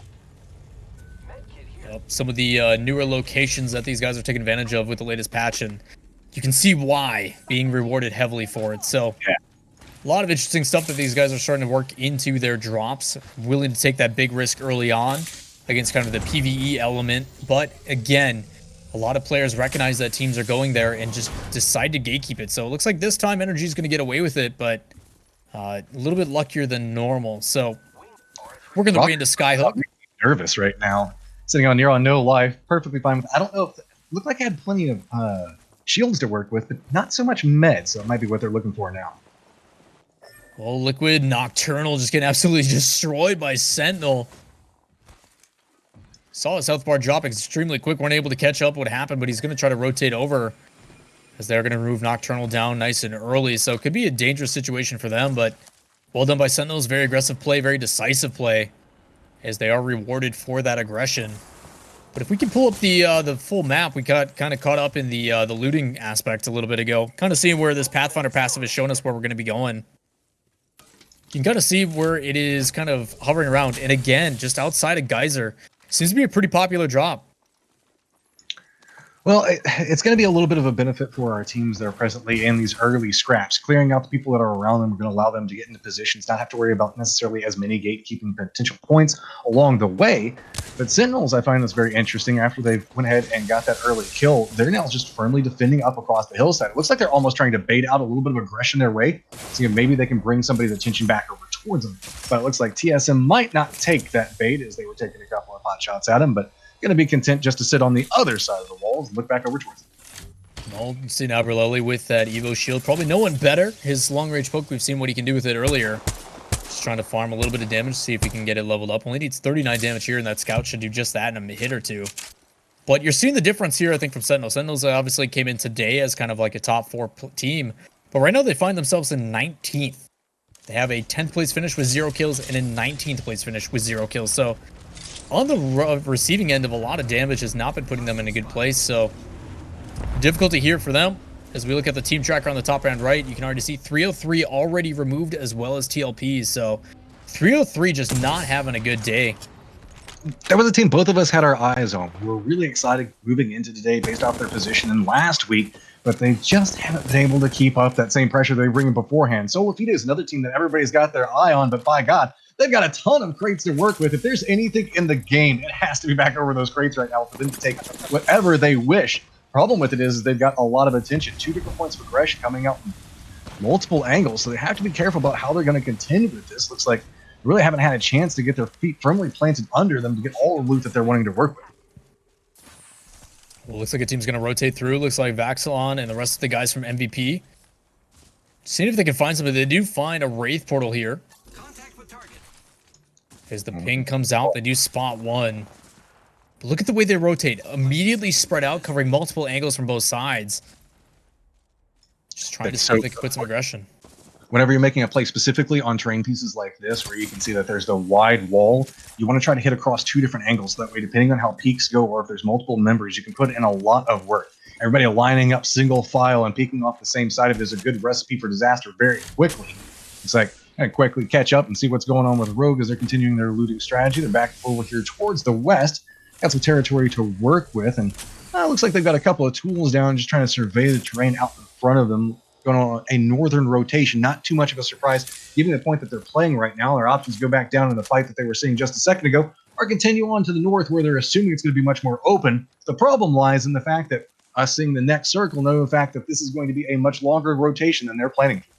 Yeah, I'm looking towards that that Pathfinder passive showing us the next circle in, and how many teams are on that southwest side, all in roughly a couple meters of each other. So could see some aggression there, but there's a lot of elevation to work with most of those buildings. So you may just see those guys just kind of waiting for these teams to rotate in. No real pressure, roughly for the next probably 5 minutes here. So nothing they really have to worry about as we take a look back at Rogue, who's on the outside of Fragment West, just kind of working their way through. There is one team kind of sitting in these buildings a little bit more to their east that they might run into, but again, Rogue have a lot of faith in them and their capabilities as players, individually and as a team.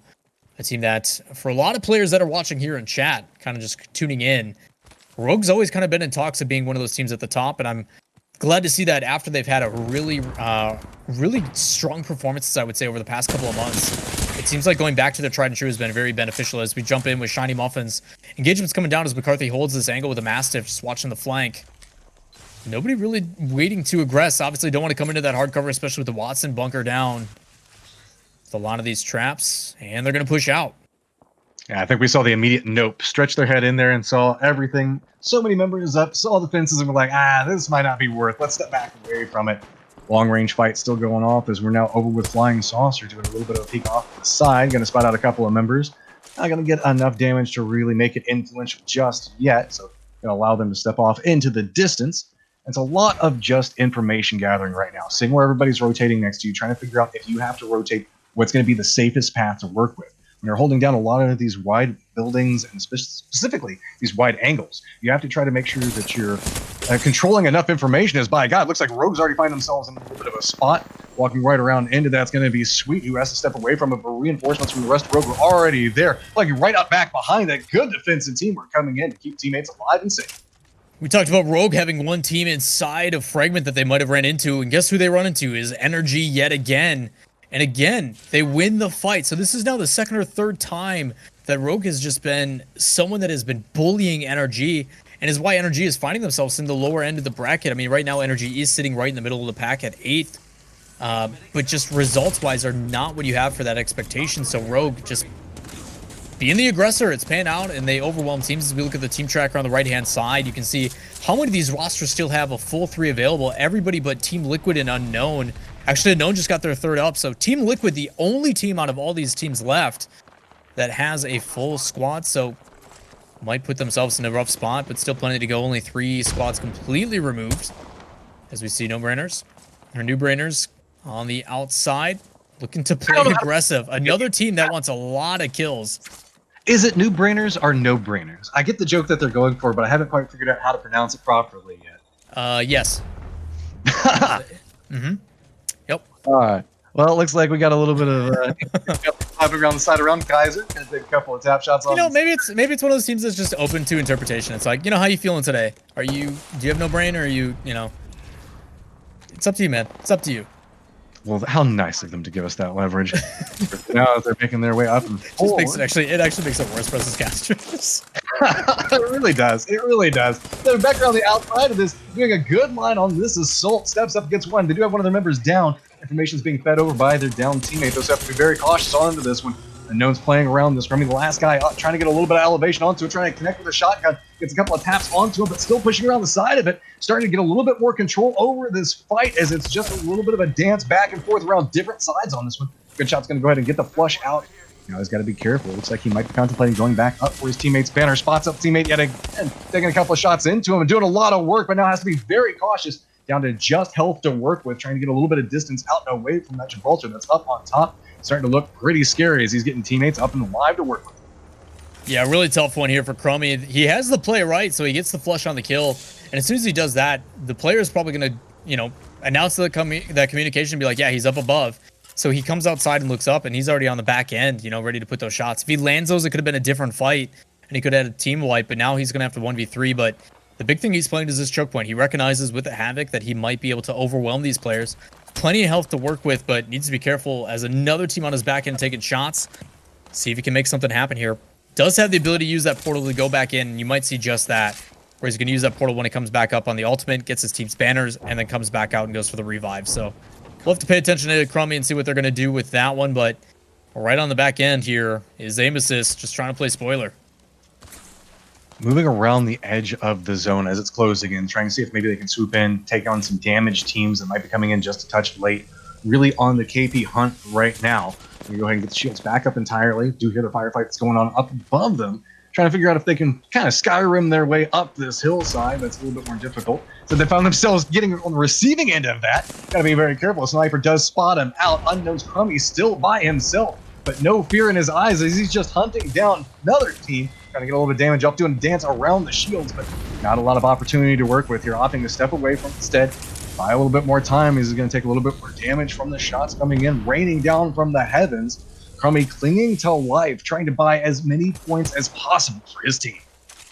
Yeah, sitting in a really rough spot too with that Gibraltar. Not a whole lot to work with, and just wasn't able to get that finish too. Could have used the loot on that player, so finds himself on the edge of the circle. There was a couple that rotated through, but TSM back on top. Sitting on the outside here. Not too many kills to their name, but again, middle of the circle, able to cover both choke points. Got a Watson ready to bunker down, so really good position for them. As you see, Reps also able to land some shots with that Kraber. Very dangerous combo. A lot of poke coming out from Reps. Probably the least talked about on the team, but still a very talented player. We were kind of alluding to this and hurting other members of other teams into firefights that you don't want to take. You've got a Kraber, a firm defense, pretty close towards the center, capable of peeking around both sides of it in a high ground point. That's a lot of control that TSM has to work with. They can really kind of force other teams to rotate at their whim instead of the way that the team's wanting to come into the circle. Using that, they can buy themselves a lot more space. Team Superior on the other side of this is kind of taking a little bit more of a firm defense approach, as you can see that they're holding down one of the complexes right now, just doing a little bit of peeks, trying to see if anybody's rotating around their location, but you can see how much movement it takes just to keep constant eyes on everything that's going off around you. Well, the kill feed, Prodigy does drop down, design full, so another teammate bleeds out, so Prodigy Ace is going to be getting a couple kills here for Team Superior. Well done by them as they take that hard cover.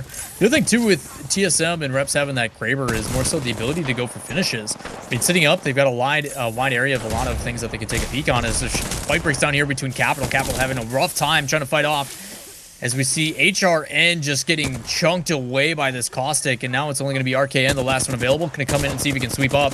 No shields up, just needs to land a couple shots and is going to get the finish. Well done here by HRN. Now just needs to get the revives and out of this Caustic gas, but need to be careful as the circle's starting to move in. Might have to leave his teammates for dead.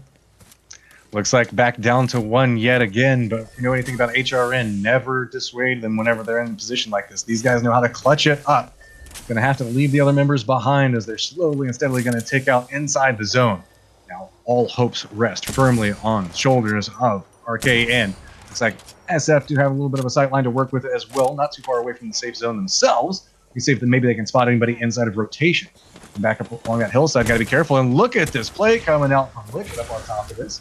Got themselves a very sneaky little angle on anybody that's wanting to approach up that stairwell, buying themselves a lot more time in this defense, as by God, anybody that runs up here is going to be in a lot of trouble. Look at all the fences down. Look at the angles coming through. They have a caustic to work with as well. It's double up defense and death galore for anybody that steps into this building. This is where the more experienced teams really come into factor. It's just knowing all the little nooks and crannies that you can hide in. I mean, for a lesser experienced player, you know, they're going to come up those stairs and they're not even going to think to check that angle in the first place. So free shots and free damage coming out until they see the tracers, they're just not going to have a clue. So again, really good spot from Team Liquid. Been trying to fight their way back in here after being in the Bravo for week 1. Find themselves in the Alpha division for week 2, trying to, you know, take advantage of those double points. As Solifide, plenty of things to work with here as they check some of these boxes, going to loot up and hopefully get a little bit more utility as shots coming out here from their southwest. Ball dropped inside, and looks like they are the ones surrounding Team Liquid who's in this house. Yeah, but I mean, let's be honest. You don't want to go in this house right now. We talked about it just a second ago. You got a minute, and then they got to push out, so... Yeah, well, looks like they're going to just try to go ahead and make their run now. I like this. Don't wait for the wall specifically. They're going to make their way back over towards the zone itself. And jumping back down inside is going to use this opportunity to play along edge, hopefully trying to avoid as many fights as possible. Now they're going to step out and do a nice little dance around the outside of this. Looks like they're going to find a couple angles to work with. The problem is there's a lot of people holding down high ground points above them. Have to be careful to work with that. Raining in damage off of it. One member is already down. They were trying to go for a sneaky rotation off of it, but it's starting to turn into a little bit of a catastrophe. On the other side of this, BKM is just standing up, raining down death and destruction on everybody that's stepping into their spot. Now, already got multiple members down, but they have 2 down of their own.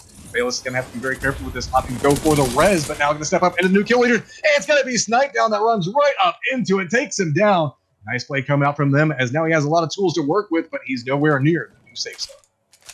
Yeah, a lot of things he's got to worry about. He's only got a couple seconds to loot here, so it looks like he's going to stick with only light ammo with the Scout and the R99, a gun that goes through it like crazy, but it looks like he's got plenty to work with. So, again, Snipe down in a really rough situation, but he plays it well. He takes that third party, sits back a little bit, and waits.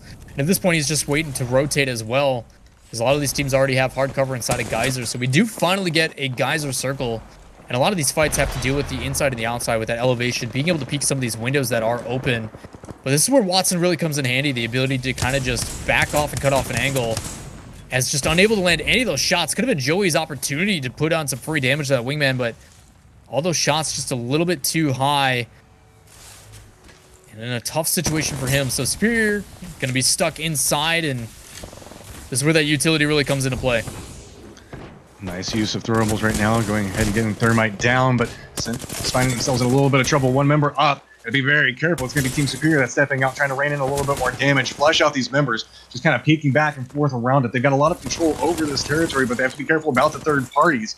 Trying their hardest to get this flush out. Gonna go ahead and take it out. There you go. Now just go ahead and take care of it in easy fashion. Walk away. Cool guys don't look at explosions, as it's just massive death underneath of it. Step around the other side. Make sure nobody's sneaking away. And there we go. New killer is going to pop up as well. Signals do manage to get away from now, but as I say it, going to go ahead and get spotted out. That's going to get taken down as well.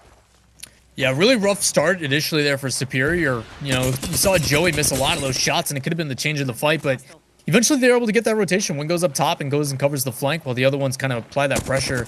Eventually, when they get rid of that passive shield from the Watson, they're able to, I guess, really clean up too. So thermite grenades and everything else coming out in their favor as they spot another team here to the north, possibly where they got to rotate. A lot of teams here, like TSM, just kind of waiting and wing, trying to see where that last circle is going to go. So it does have a rotation here to the east side, so a lot of these teams are going to put themselves in a really weird position, but something that's still true with Reps, still 2 shots with that Kraber, and you can almost guarantee he's going to try to put some poke from up high before they commit to it. They see everything that's going on inside of the circle from this position.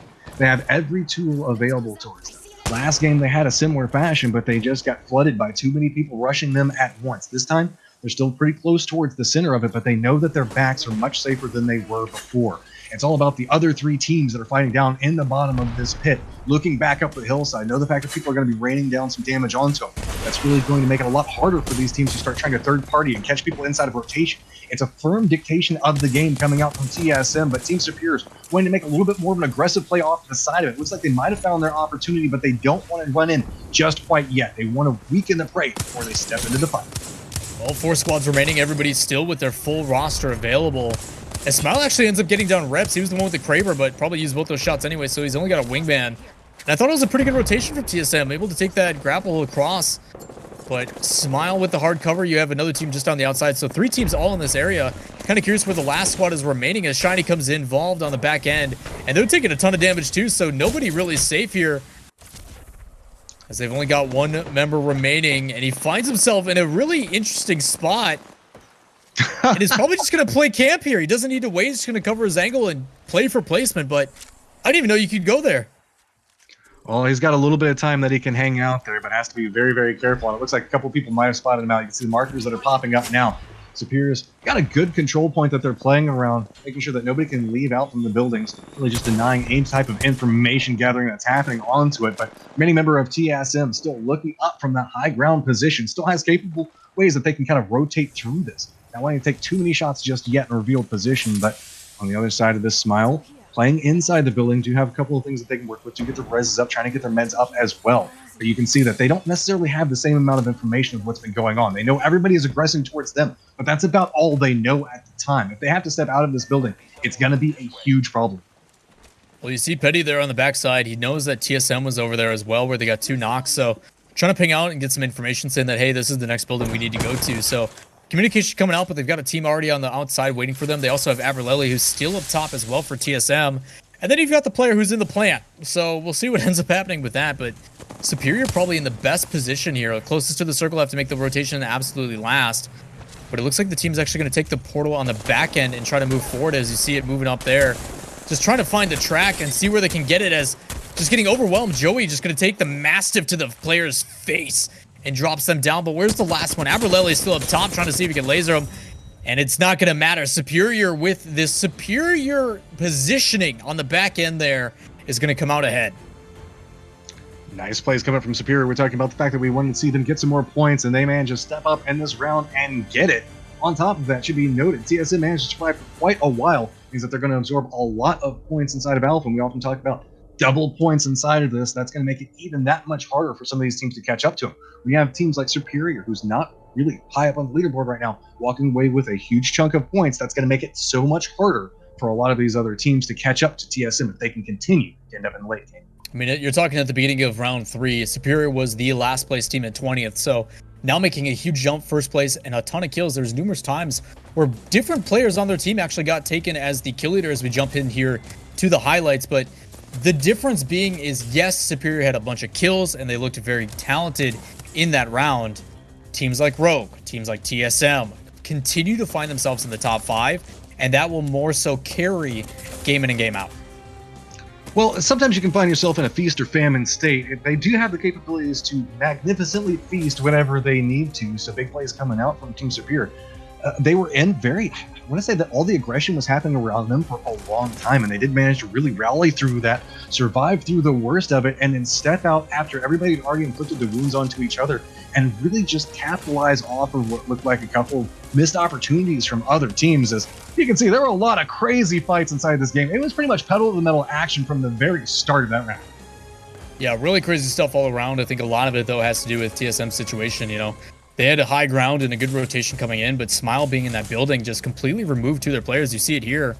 And because of that, TSM went from having a really big strength to just being at a detriment where Aberlele just kind of had to play passive for placement. And then from there, Superior, who had the positioning on the, I guess, the last rotation, was just able to clean up. So really well done by them. But that is going to wrap it here for the World's Edge. You know, we've got 3 matches through, and we're going to eventually take a look at kind of how we got to this point. But overall, man, I mean, it's been a lot of back and forth. Obviously, you still have a lot of teams that we expect to see towards the top. But out of the top 4 or 5, I think it's anybody's game as we take a look here back at our first game of World's Edge in round number 1.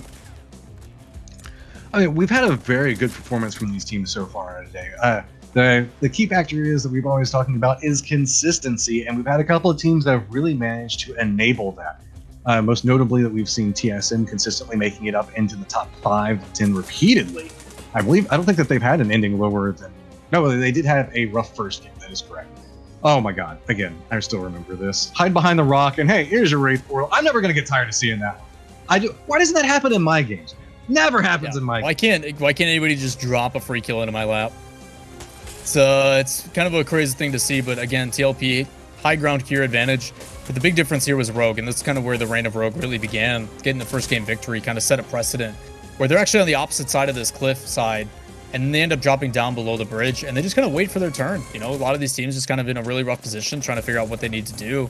And then from here, that Caustic ultimate, I think, came out a little bit too late. If they would have played that a little bit earlier, kind of LOS the team, it might have given them a better advantage. But when you're allowing these guys to kind of just snipe down to the rest, just take their shots, they're going to land. And that Prowler, as we know, can just absolutely shred players. So really well done by Rogue there in game number 1. As we jump into the highlights eventually here for game number 2, it was kind of a similar fashion where Rogue started pretty heavy in advantage. Not really too many kills on their end, but a lot of fights. I forget which team it was that caught themselves pretty much in every battle throughout the game where they just could not escape.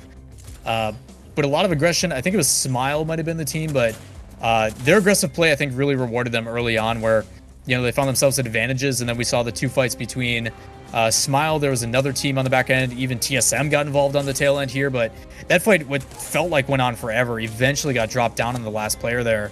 And then it was just a mixing bag towards the end, with TSM getting Imperial Hell dropped down early. They brought him back. So a lot of action here in game number 2, and this is what we wanted out of the Americas. Very aggressive play. Specifically around these different like cliff facings, as you can see. It's a lot of peek back and forth, trying to make sure that you can get something to work out of it. The very sneaky play coming out from Gen 5, leave it inside and outside of there. But it's all about gathering information towards this endpoint and trying to make sure you can capitalize into the third party. I think that this game specifically shows that. TSM opting into the high ground, reveal themselves, manage to inflict a lot of damage, but along that path coming in, it's going to be just manage to find himself a nice little sneaky play, runs back over, like I said, grabs the armor, and looks back up, and just which a massive clutch for his team. Yeah, phenomenal play for HRN and Uris. The ability to, like I said, a lot of us talk about the tunnel vision in those 1v1 fights. It's all on the line. You know you're the last player. If I just win this fight, you know, we got it. But having the know-how to take a step back and be like, okay, I'm low on shields, I'm paying attention to my utility, picks it up and really turns the tide of that fight. As then we then get and jump into game number 3. We wanted to pay attention to HRN, but TLP decided to get in a fight right away. And after that, it kind of set a precedent as well. A lot of aggression. You saw Rogue rotating in, ran straight into energy and wiped them out. He's been having a really rough day, just getting caught by a lot of these big name teams. New brainers and no brainers, however you want to say it. Depending on how you feel is how we had our discussion. Had a lot of really good aggressive pushes here, but I think it was like Krusty or something like that who ended up playing low and then rotating out, who ran into TSM as well. So a couple rats here and there, but overall, the big one that I've been trying to pay attention to is Capital, one of the Brazilian teams that has been having a little bit more difficulty here and there. Has kind of been in that area of like, they're not quite guaranteed to demote back down to Bravo, but they just need that one game. And they got that literally in the same situation. Last week, they were in this exact same point where they're right around hovering 15-16, and then they had one game where they just crushed it. You know, they took first place, and it completely separated them, and they were fine for the rest of the day. So I don't want to count out Capital yet, because I know their map pick has been definitely in favor of Kings Canyon, and we're going to see that coming up next. But a great start at the end here between Smile and Superior and TSM, where TSM just got overwhelmed by Smile in that base from the inside, and then caught on the rotation. So a lot of teams, I don't think anybody's given a freebie anytime late. We haven't seen any team like we saw last week with TSM where they just came in and overwhelmed people. They dropped like a 20 bomb in one of their games. Not the case here. A lot of these teams very close, and it's still anybody's game. Especially whenever we're looking at the double points again inside of Group A. Whenever you walk away with a huge amount of kill points, a win, that is just a shut. That just shoots you right up the leaderboard, as you were talking about beforehand. If you end up with a bad positioning inside a couple of games, you still have an opportunity to turn it around. You were talking about Capital. I've been enjoying watching them, but I still want to see more from HRN. I've been impressed. Sure, it's only been one game, but in that one game that we really got to get in with them, especially towards the end game, I think that there's a lot of opportunity inside that, and I want to see what they can do on the next map. Yeah, they had a really slow start too. They're kind of like our 303 of this week, honestly, where they started a little bit slow and then they've come out immediately. They tied with like 3 other teams with an 8-kill game, but they end up getting the victory for the placement points. I mean, you're talking what? That's 20 points doubled, so 40 points just right off the back. That's the exact same as all of the points from a team that promoted from the Bravo League. So a huge difference in the difference between aim assist and a team like this and what the Alpha Division can really do. So again, there's anybody's game. I am glad to see aim assist right now currently in 10th, not including the results from last game. So we'll see what game 3 does for them. But a lot of these teams still a lot of opportunities. The double points are huge, but now that we can talk about it, let's actually take a look at the scores here as we pull these up for you guys to show you where the things were headed as we look at that last match, this match number 9, or game 3 out of our total 9 that we've had. 3 from the third one today, and Team Superior. I mean, you look at the swing, that 48 points. That's absolutely huge. Yeah, but I mean, falling back behind that, we got Team Solo Mid walking away with 32, HRN netting themselves another 18, Rogue with 16 back behind that. You can see a plethora of teams hanging around that 14 to 10 mark, as it's going to be BKB, Sentinel, Smile, MVP, Max Dog, and Eye Shiny Muffins, Protectful, like how the fact that they just put all of the players in as their title. On the other side of that, we got a couple of teams walking away with some kill points, but then it starts stretching down into some dangerous territory. Liquid, wanting to see a lot more out of them. Solo Fide, wanting to see more out of them. And 303. 303 had such a great week last week. What is going on today? Well, the big difference here is we take a look at the overall leaderboards. Battle between TSM and Rogue yet again, but a new one emerging in HRN. And congrats to them. I know you said you wanted to kind of keep your eye on them. On the complete opposite side of that, 303 just has not been having a good day, but still plenty of matches left as we jump into Kings Canyon up next. But Liquid, I mean, recently promoted, finding themselves in the middle of the pack. Aim Assist, another recently promoted towards the middle of the pack as well. But Energy, man, has just not been catching a break. I mean, they took last game as well. So again, across the board, anybody's game as we jump in then to the other side. These are the teams that we're looking out to see who's going to promote from the Bravo division. You've got Yukio, Free Smoke, The Boys, Friendly Gamers, and Yeet Squad. These 5 teams trying to stay in that position. But again, the scary thing about Bravo, all it takes is one game. With those 12 placement points for first place, you can see these guys jump up. And the difference between 5th, 6th, 7th, and 8th are extremely close. And that's the big factor. As we're moving into the halfway point right now, you can see a lot of these teams. We talk about it with the double points inside of Alpha, how quickly you can escalate it up. But whenever every point is extremely important because you don't get those double points over in Bravo, that allows a lot more opportunity to be more forgiving of having a bad game, because you can really make your way up inside this. Back behind this, you can see Millions Gaming, Tasca, Ziploc Bags. They don't need to put in a lot of work to really move into that top 5. They just need one solid performance in our 3 remaining rounds, and they might be able to catch a break and move into those positions. Yeah, the crazy thing to think about, though, is that first place team in the Bravo has the exact amount of points only halfway through now than what a team had all 6 games last time in aim assist. So a really big difference in points here. But again, that is all 3 matches here for World's Edge. We're going to take a little bit of an extended break, catch our breaths, kind of get everybody in back, a little bit of break. Production team's been going absolutely mad today, so they deserve a little bit of a rest. But when we come back, guys, we're going to have 3 more matches of Kings Canyon, the updated version of it, and it is going to be wild. But don't go anywhere. We'll be right back. This is the GLL Masters Summer Circuit for the Alpha Division in the Americas region.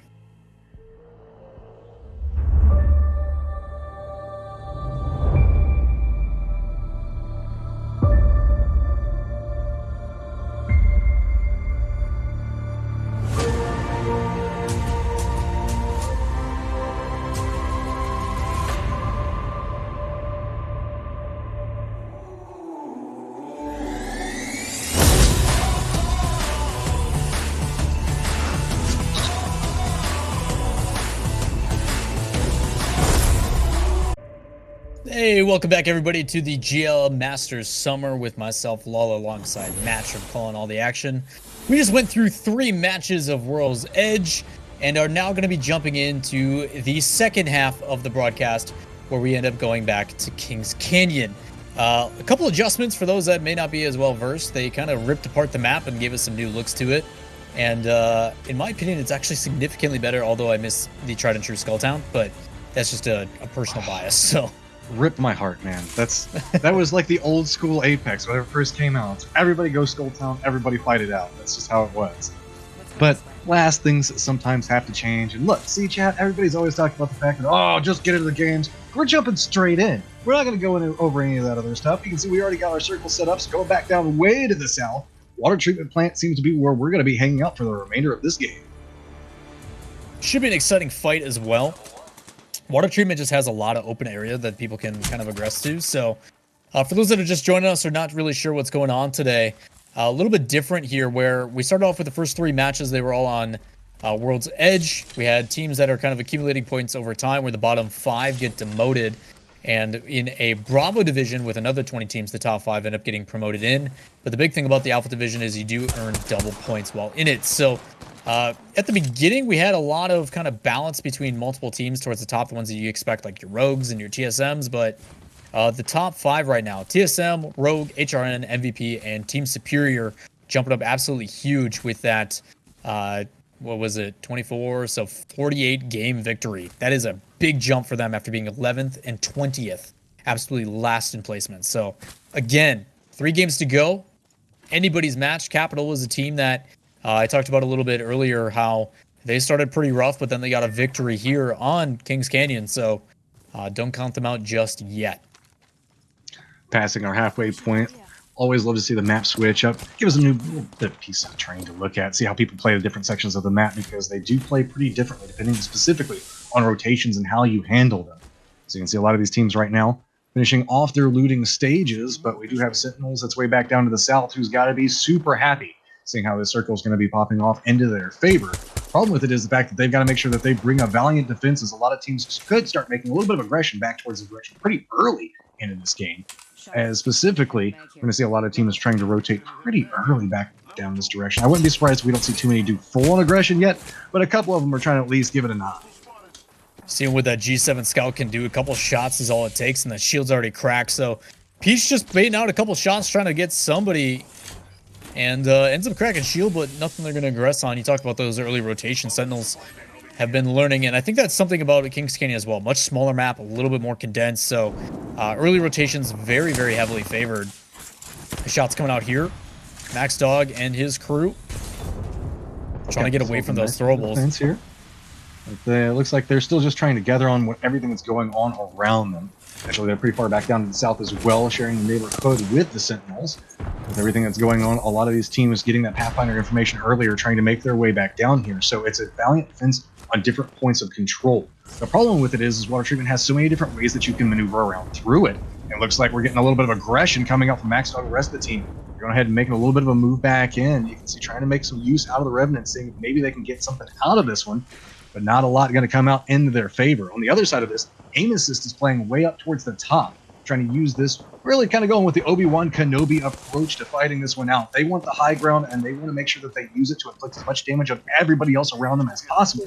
But we have a lot of teams already stacked up around this point. The other scary thing, too, is because these shots aren't really securing any kills, they're not dropping any teams.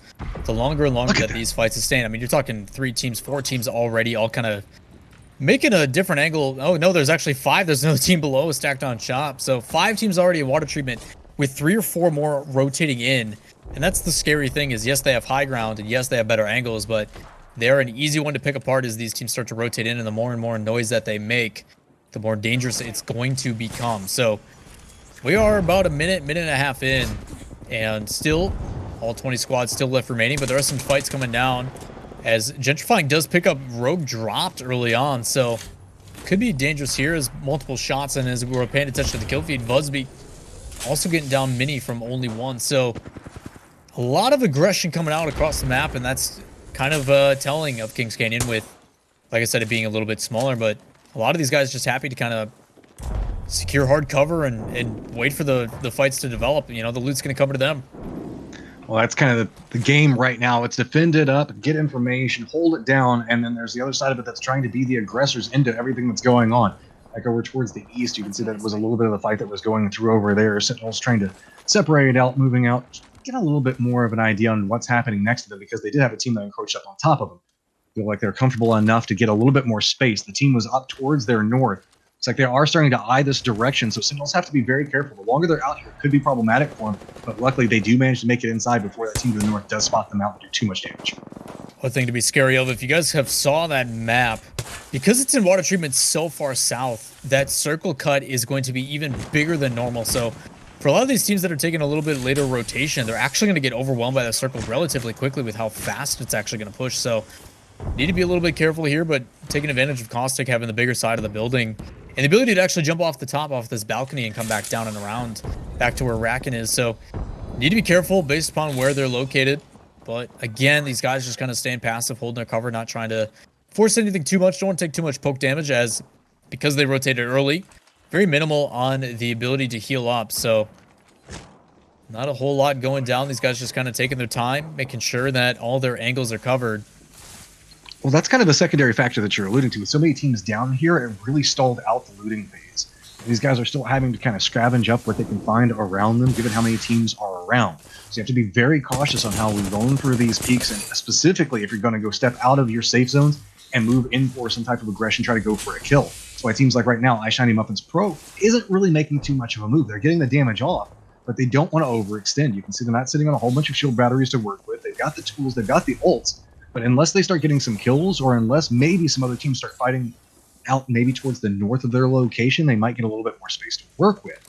Meanwhile, when you're kind of talking about how far back down to the south it is, that means that some of these teams that you were talking about coming up from the north might find somewhere to work with, depending on if we see hard shifts away from this point. We're still very early in the stages of this game, so while we keep assuming the fact that's going to go next to water treatment, and some part of water treatment could be in play, a hard shift could turn this game on its head if everybody that's inside of this location has to make their way out of it. Really good game IQ as well here from Petty. Not sure if you recognize what he's doing, but he's actually coming down into this dome area and picking up these extra shields. I mean, yeah, it's only a gray shield, but that's still an extra 100 damage that you can eat. So he's bringing those back up top to where they basically bunkered down with the Watson ultimate and the prison. So moving those any farther away that they can, and quick swaps to those later on might be the difference maker in a fight. So doing whatever they can to give themselves an advantage. As you see, Unknown here just waiting for this fight to break down. They got a team that's got to rotate in through them, sitting by the respawn station, but don't want to aggress. Plenty of good spacing, and the other difficulty is they've got another teammate who has a super far angle here on top. Putting in so much work. This is just a beautiful setup. You have to make their way back down through here. I wouldn't be surprised if this team maybe rotates back around, tries to go back around towards the north. But it looks like Unknown isn't going to let that happen. Stepping up, trying to get a little bit more aggression into it. Going to send out the decoy yet again. Maybe they can draw a little bit of attention to that direction, give them an opportunity to step back over into this. You can see it's kind of hard to get the vision, but yeah, that's exactly what I was expecting. A team that was inside the aggressive point on that, trying to step away from it, trying to look back onto a different angle. Still having a continued firefight. Nobody else really around this location. They're going to either have to take it or step away here relatively soon. They've got a little bit of time to work with on the circle, but it's going to be cautious. The longer and longer they stay out here. Unknown feels like they want to go for this, steps in, gets the flush onto it, but now what are they going to do with it next? Are they going to continue this aggression, or are they going to start making a play around, trying to get a little bit more information what could be going on to the south of them inside the new safe zone? No, it's a really good play by Unknown. They have the gatekeep here, and as soon as they get a couple of shields cracked, the benefit of that Gibraltar able to just push up really aggressive, but on the back end here, water treatment, one hiding away. So really interesting spot by Sweet here, as Rogue got aggressed on really early. And as you can tell, I mean, we're still heading into our second, almost third circle, and there is still every team left up. So Sweet, left alone, no teammates, no ability to respawn either, is just going to have to play this as passive as possible, and hopefully nobody comes on this back end. But again, a lot of rats hiding, because rightfully so, not a whole lot they can do. No team firmly eliminated yet. There are a lot of people that are cowering around inside of corners trying to figure out what they're going to do next, knowing the fact that at any given point a team could just run right up on top of them. Glad to see that. We got to see the map. Look back down to the south. Water treatment plant is still getting more packed up with everything. Then back over towards the west of it. Look how many teams are in that little complex of buildings off to the side of it. Everything's kind of hunkering down into those positions. Meanwhile, towards the north, it's starting to get a little bit more spread out, as that's where these remnants of teams are kind of hanging out, as they don't want to make the push back into what could be a very dangerous situation. Well, a smart decision by HRN here, trying to utilize and make sure they still have plenty of shields to work with later on as these fights go out. So they're going to drop down the Watson ultimate here and then use the passive to heal up their shields rather than using their shield batteries and their shield cells. So good decision there by HRN, our team that we've been trying to keep our eye on as they've bumped themselves into, with some consistent performances, third place. So kind of on the tail end here, seeing the different strategies start to evolve as well. where some of these teams aren't going to the dedicated hard cover. They're more so moving into spots that they know they have some good places that they can utilize to take different peaks. As we jump on with TLP here, trying to catch a team rotating in, putting a bunch of shots down there with the R99. It's going to force the cooldown from the Wraith, and an easy fall as the rest of the team finds an easy pickup on 303. So 303, our first team that's going to be eliminated, and after all this, only one squad gone. It's a very quiet day all in all for 303 so far, finding themselves off towards that northern position. Fury just had nowhere he could really go, tried to make the play off of it. VP now finding themselves in a fight back over towards the north as well. They've got a little bit of that they can work with, trying to throw down the cost, getting a couple of shots into it, not going to work out in the end. TLP off on the other side of this, getting a little bit of aggression as well, trying to get flushes out onto this so that way they get more control. It's just constantly running up back behind this. You know, a lot of these teams are starting to play around this location. You're going to have to keep an eye on seeing if any of these teams might bump into each other, as there's a lot of little scrappy rats hiding out and wanting to take some type of opportunity to maybe get a kill or at least just get the hell out. Been really happy with how TLP is playing. Plenty of shielded up, so super aggressive. And part of the reason why they're able to do that is this meta shift we're talking about. Something a little bit different for some of these teams is the crypto, the ability to go in, and if they time it right, and that's been the difficulty that TSM was having, is they've just been having difficulty of getting the timing absolutely perfect with the EMP completely removing shields and then going in overwhelming with a push. But when it does work, it is almost unstoppable, especially when it's paired with the Revenant and the ability to push for free. So again, you're starting to see some of this meta shift come out, but the one that still surprises me is Mirage. Still very minimal usage, but again, able to scout out for free. Don't have to really worry about anybody taking danger from this one. So at this point, TLP, I think, is doing a fantastic job in cleaning up some squads along the way. Yeah, especially in a predicament like this, where you know it's going to be hazardous to move forward. You have good vision on what's happening. Go ahead and try to get as much an idea on what you're going to be encountering on your approach as you can. Most of the other teams that are at water treatment just have to firmly defend right now, as they've just got so many teams in close proximity. That's allowing different fights to kind of break out in different quadrants of what is going to be the circle. Right now, you got a couple of just tap shots going back and forth at neighbors down to the south or towards the northwest. Everybody's kind of doing a similar thing, but over towards the north, where we've been seeing a lot of the aggression come into play, and really a lot of our teams from like Latin America come in. That's kind of the death point right now. We see some point a shift away from this point, as these teams from the northwest are now having to make their way in. Gatekeeping abounds in these different points, and you can see Superior, going to go ahead and get themselves in good position onto this, and really can inflict a lot of damage on these teams as they make approach. Yep, good poke, having the high ground right on the edge of the circle too, so they're not going to have to shift at all.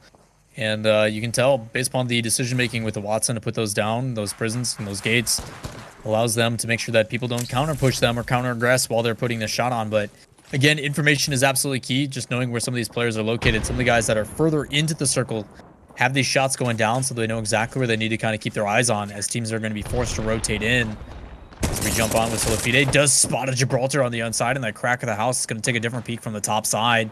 May possibly jump in and see if they can get some aggression, but that bubble make it a little bit more difficult. Don't even need to bother throwing this one, as it's just going to bounce off, just waiting for it to kill. And as soon as it does, you see the immediate aggression.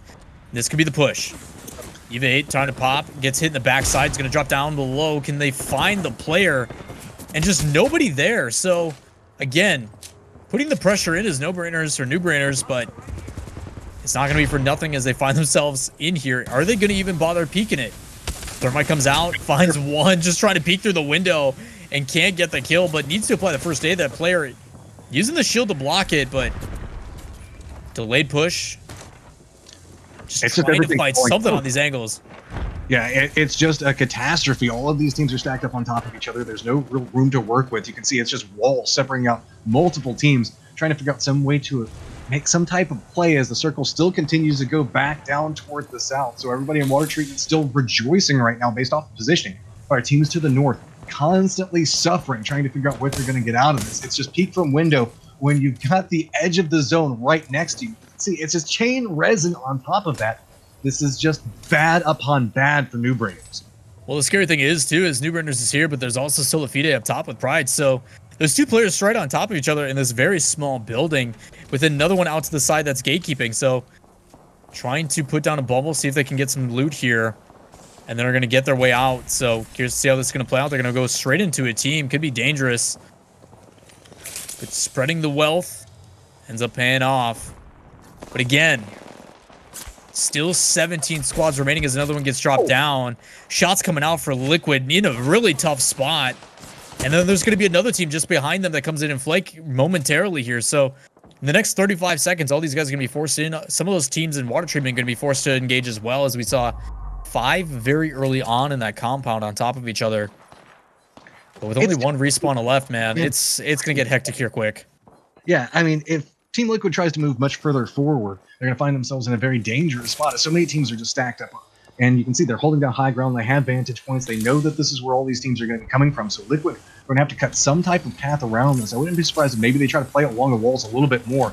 Meanwhile, right back over towards the eastern part of the circle, you can see the fact that it's going to be Sentinel still trying to hold it down. Firm defense is coming through, trying to get some use out of that caustic.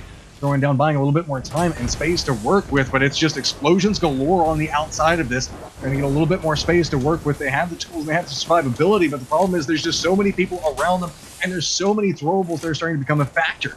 They have the time to get the meds back up, but again, it's constantly losing more meds and shield regeneration tools. They have to be careful the longer they stay here. This could turn out worse and worse for them. It's only going to get harder as the zone is starting to push in. You can already see it on the back end.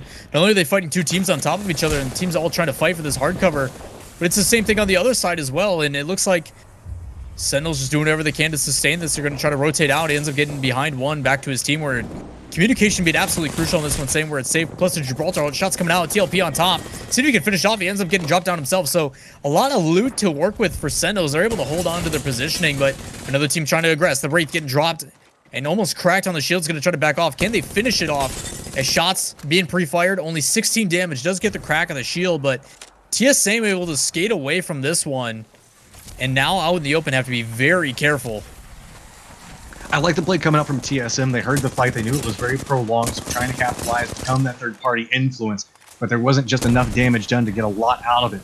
Now on the other side of this, their position has been revealed, so they're having to just cling to the side of these buildings, get their meds back up. They know a couple people can take some shots back over towards them, so they're going to use the portal, reposition back over next to the crates, get on the outside of this, and maybe buy themselves a little bit more time, get a little bit more information on everything that goes through. Meanwhile, Sentinels find themselves in roughly the same predicament, making their way back over towards TSM. They have the high ground back over towards this, so they have to be very careful off of these peaks. They've got the angle, they've got the line. They're inflicting a little bit of damage, but they're not going to get the follow-up downs to work with just quite yet. No other teams really have the capability of harassing TSM, playing that low ground position, so they have some time and some positions to work with, but it looks like Sentinel's not going to pump the brakes just yet. They're trying to find a new angle to work with off the side if they need it. So still continuing to harass TSM off to the side, but looks like a third party might be coming back over in their direction as well. Really good job by Sentinels here, trying to play that forward game. A lot of times, again, we talk about the tunnel vision. Immediately during the middle of that fight, yes, we're putting on TSM, we're applying pressure, but we also need to think ahead. What's this next circle going to shift to? What do we need to worry about in these guys up top? And they use that time to actually rotate with that portal for a free peek. Ability to just hop back out, so they know that there's people up top. There's 2 in the building, as Liquid is now the one on the brunt end of this. The Superior trying to push in as well. All these teams getting up close and personal. One drop down, Superior getting dropped again. Team Liquid able to hold on and using his team who's knocked in that shield to keep him protected. But they spawn one up top. A lot of shots coming out for Energy, a team that's been removed so many times, finally finding themselves in the top 7. Shots coming out left and right, and it looks like all 3 of them are going to survive for now as teams try to heal up. They do spot a Wraith around the corner, absolutely shredded, but can they get the kill? It ends up landing on top of the rest of the team, and they're removed. That's Solivita Pride, who finally gets dropped down, the last player from him, who's in the top side of that base. But there's even more coming down, and Gibraltar ult. It is absolute chaos here in water treatment. There is no space to work with. There's still 6 teams alive. We got a couple of rats hiding off on different points, but you can see can't even step up to get any information. Aim Assist has the high ground, but don't have the angles to work with just quite yet. They're continuing to harass everybody that's still on the outside of water treatment proper.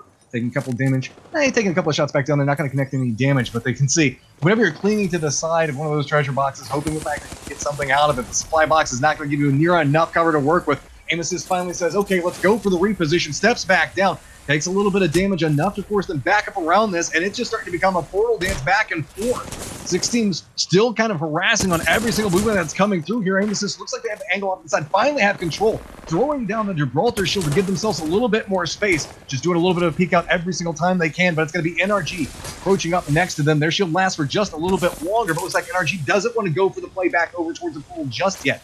When it gets their meds back up, give them a little bit more time to get the positioning and get the information to work with. They know they need to make their way forward, but there's not a clean path to work with. There's still so many people hiding out behind every single one of these crates, every single one of these boxes. It's wide out in the open, and once that high ground goes away, it's going to be a bloodbath waiting to happen.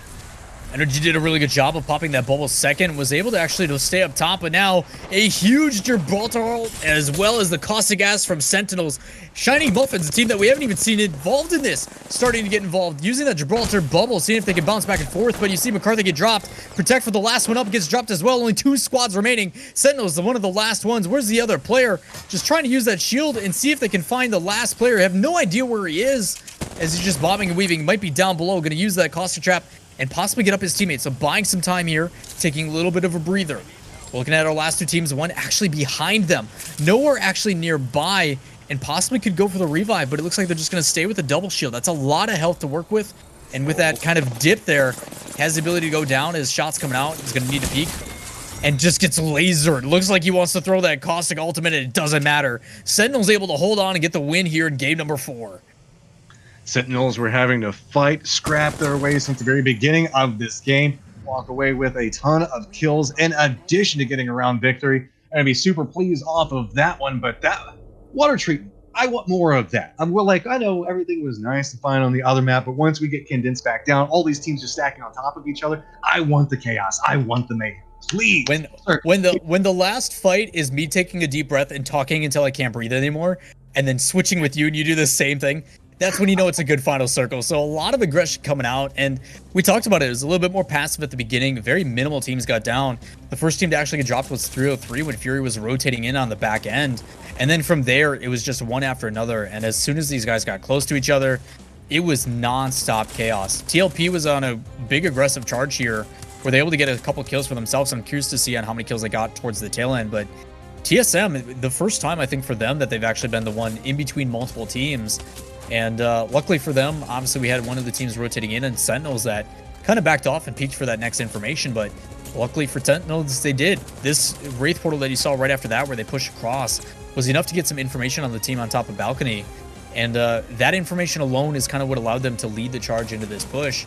And the rest was just chaos. You had aim assist up top, you had energy in this corner, you had Solafide get involved. There was so many teams on top of each other towards the tail end that honestly, it was kind of tough to see who was going to come out on top. Well, there's a period of time where there's so many like half remnant teams of 2 people crawling around while people were trying to get the last kill onto it. Right. It was just a mess. You couldn't get the information. And I got to say, shout out to every team that was playing back over towards the north and had to make their way through that meat grinder. They had to not only contend with all the teams that were up towards the north, but all the teams that were in water treatment and had line of sight on them. So teams like TSM, and I believe it was Sentinels that was playing back over towards the northeast for quite a while and also came up back behind TSM. So really hard to capitalize inside those points because every single time you move forward, there's going to be shots just raining down your direction. Yeah, absolutely crazy towards the tail end. And because of that, there's a lot of different scores that are going to be coming out, but we don't know what those are yet. So with that said, we're going to take a quick break. And when we come back, we'll have the scores, the update, and then we'll get into our 5th match of the day, our 2nd one for Kings Canyon. But don't go anywhere. This is the GLL Masters Summers, myself with Lawler and Match. I'm calling all the action. We're going to take a quick break. When we come back, more action in Apex Legends.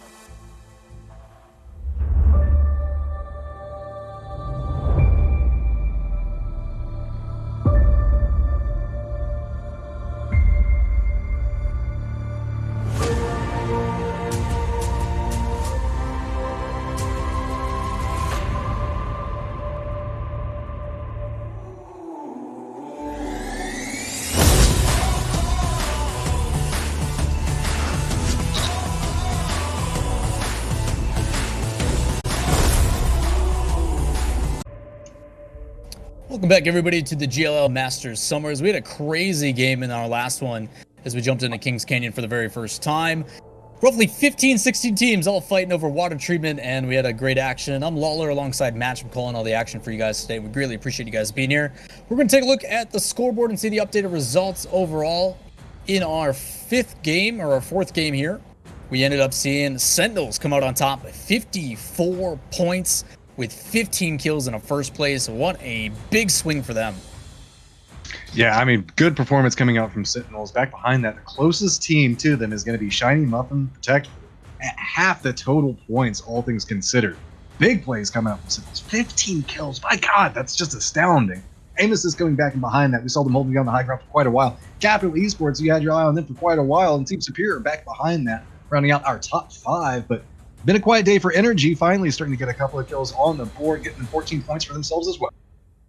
Yeah, that's the crazy thing we talked about, is how it can swing, and sometimes all they need is that map pickup, and you can see the difference there with both. You're seeing Rogue and TSM towards the bottom, and it starts to close that gap. Sentinels with that one game pumps them all the way up into tied for second place. So again, anybody's game, but even with Capital kind of starting to trend towards the high end, it is very neck and neck towards the bottom there, where Solifide only 2 points spread between being out of demotion and being safe. So again, anybody's business, even NRG starting to be in that spot. So a lot of scariness coming in, and if you guys want more details about that, you can see it at the bottom of your screen. Go to play.gll.gg for detailed leaderboards where you can kind of live it up to your heart's content. So with that said, that is the end of that match, and we're going to be kind of focusing now back in towards our King Canyons matches that we transition into the rest of the games. And the biggest one on that one, man, is you guys really see the transition and the difference. I know Matchroom, you and I talked about it, about the difference between how slow World's Edge plays and compared to King's Canyon. It's very much so more intimate, and the game plays very aggressively. You know, there's that little bit of a break at the beginning, but once you get into Circle 2, Circle 3, it's chaos. Everybody goes absolutely crazy. Well, especially whenever you end up with hard shifts off of the first circle. So that makes it just even that much more. That's what I want more of, please. Right. Over towards the west, I always love the western part of this map, because there's so much like fun interacting points that you can play with. There's some flat lands, there's good vision, but it's always fun to see like a hard shift back down towards the south. And by God, it just wanted to stay in the south the entirety of that game. There was no stepping away from water treatment the whole way, and it was so much pressure on all these other teams to try to figure out how to handle it. And we saw a couple of them definitely rise to the occasion. Yeah, a lot of teams, I mean, we saw almost immediately in water treatment, 5 of those teams automatically in that spot. They didn't really have to leave, so Aim Assist being one of those on the top side, just kind of waiting for their turn, and ended up being a beneficiary of that as well, because they had NRG and multiple other teams down below them. Even with that said, though, Sentinels did a really good rotation from the north end. They ended up catching out TSM, who was trying to rotate in, and were able to secure the victory with a whole bunch of other teams on top of each other. So a lot of really exciting stuff all together, as we're going to be jumping in here to game number 5 shortly. But again, things that you kind of want to focus on, any kind of specific things. I think we're going to take the perspective of our winners from last game. We are with Sentinels. I'm genuinely curious to see where they're going to kind of make their spot. A lot of teams do like Gauntlet, primarily Rogue, so I assume they're going to stay away from that. I know TSM tends to harbor around there as well, but again, I think for a lot of these teams, it's just an early start is kind of really important. But that circle dictates everything, man. Yeah, having a comfortable looting phase, getting a little bit of space, having a chance to start the game on the way that you want to is usually a very indicative factor of success inside of this. There are a couple of teams that can respond quite quickly, as it looks like Sentinels was eyeing back over towards water treatment, but they're going to have to move away from that. Meanwhile, it's going to be Liquid finding themselves in a very early skirmish. Ultra Shield already coming down, as it's going to be a quick chase. Casper's on the heels, but it's going to be Nocturnal following up just a little bit closer towards that, at least getting control over their location right now. But looks like they don't want to go on too long of a merry chase. Instead, want to get back to the woods they're looting, go ahead and get themselves a nice position. Circle's going to go back over towards the east. I said I wanted it over towards the west, but I'll take the east as well. Looks like we're going to be hanging out around Rig and Capacity. You know, I think that's what happens as a caster. You say what you want, and then the opposite happens. I think that's like part of the rules. So next time you know what to do. Either way, pretty exciting. I like Rig actually as a spot. I think it's pretty fun for the different approaches you can take to it. Plus, there's a lot of open areas, so it does reward the teams like Smile here, who are already in the area. But again, a lot of fights breaking out pretty early. A lot of areas still contested. So Liquid does get a kill early on, and you're starting to see Smile try to do the same. Getting caught up into a fight, don't even have a chance to get a lot of armor or shields to work with. This is an extremely early fight. This is getting a nice flank back behind it, but Petty Boss is going to go down. Captain Class member is up on top of the hillside, is going to get taken down, so that should be allowing a res back over for Petty Boss. But that is an extremely early fight on the complete opposite side of the map from where the circle is going to be. Yeah, really rough start for some of these teams, but again, an early elimination, so gonna have to battle their way back in and watch from the sideline, and you can already see it. Spectator on top of Mini And for a lot of these teams, obviously, they're not out of it yet. We talked about the difference. I mean, Sentinels, with that big win that they just had, jumped all the way up to tied for second. So, again, for these teams that are getting eliminated early, this is the time to jump on, kind of watch, and see how things are going to play moving forward. So, again, a lot to learn about adapting and making those adjustments. Well, 303 has got themselves a pretty decent spot back over here at Two Spines. They have territory to work with, not too much of a worry about people coming in just quite yet, but they need to be careful as they know that rotations are going to start being a bigger factor for it. You can see looking off and towards the distance on it. Looks like they might start their rotations now themselves. Sitting pretty fairly equipped at this point. You got ammo galore to work with. Well, at least ammo enough to take a couple of fights anyway. Going to start making their approach back over. And this is a team I want to see more out of, specifically with the way that we see them play this one out. But looks like BKB is going to be on the outskirts of this one, looking back over towards it, trying to keep out rotations coming their way. Doing some pretty good damage onto it. I'm going to go ahead and take the Wraith Portal back to firmly regroup. Looks like they're happy with their damage. Maybe trying to see if they'll find a different angle of approach on this. Yeah, I actually really like that portal. So they're playing low side and they have the guys rotating up, but because they may not recognize that the rift is there, that quick rotation to the top side may completely catch them off guard. But 303 has a really good positioning on top side here. Is able to apply a little bit of pressure and a little bit of damage. Fortunately for Senpai, I thought he actually got knocked originally, so it looks like they may have gotten him back up or something was going on. Or he might have escaped from that initial fight against Liquid, but looks like they are healthy here for 303. They've got some terrain to work with, but I wouldn't be surprised if they're going to need to cut a path. That's kind of the dictating factor in with the circle, as it's got a lot of this no man's land with this forest. You can kind of play around inside of it, use the trees for a little bit of cover, but it's not comfortable. There's so many other ways that people can sneak up in, like all these little ravines and ditches. I wouldn't be surprised if a lot of the teams continue trying to go as far east as they can, especially the ones that already have the information based off of knowing where the next circles are going to go. But any team that's kind of hanging out in that Badlands, no man's land zone are going to find themselves in a little bit of a difficult spot, as it looks like we're going to find Matt Pickett and the rest of the crew in a little bit of a difficult predicament.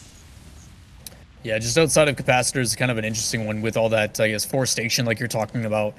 A lot of different places where you can peek from, especially with the bones from the kind of the skeleton that's down there. So be interesting to see on how it plays as Rogue. Looks like they do spot someone and playing aggressive.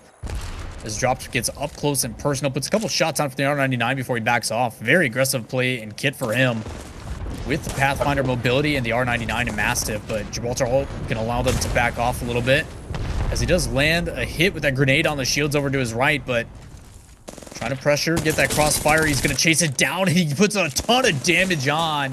Well done there by Drop, the aggressive play coming out, and they know they want to aggress on this one even more so as the Thermite's coming out trying to stop the retreat. But he gets tagged and dropped down as well.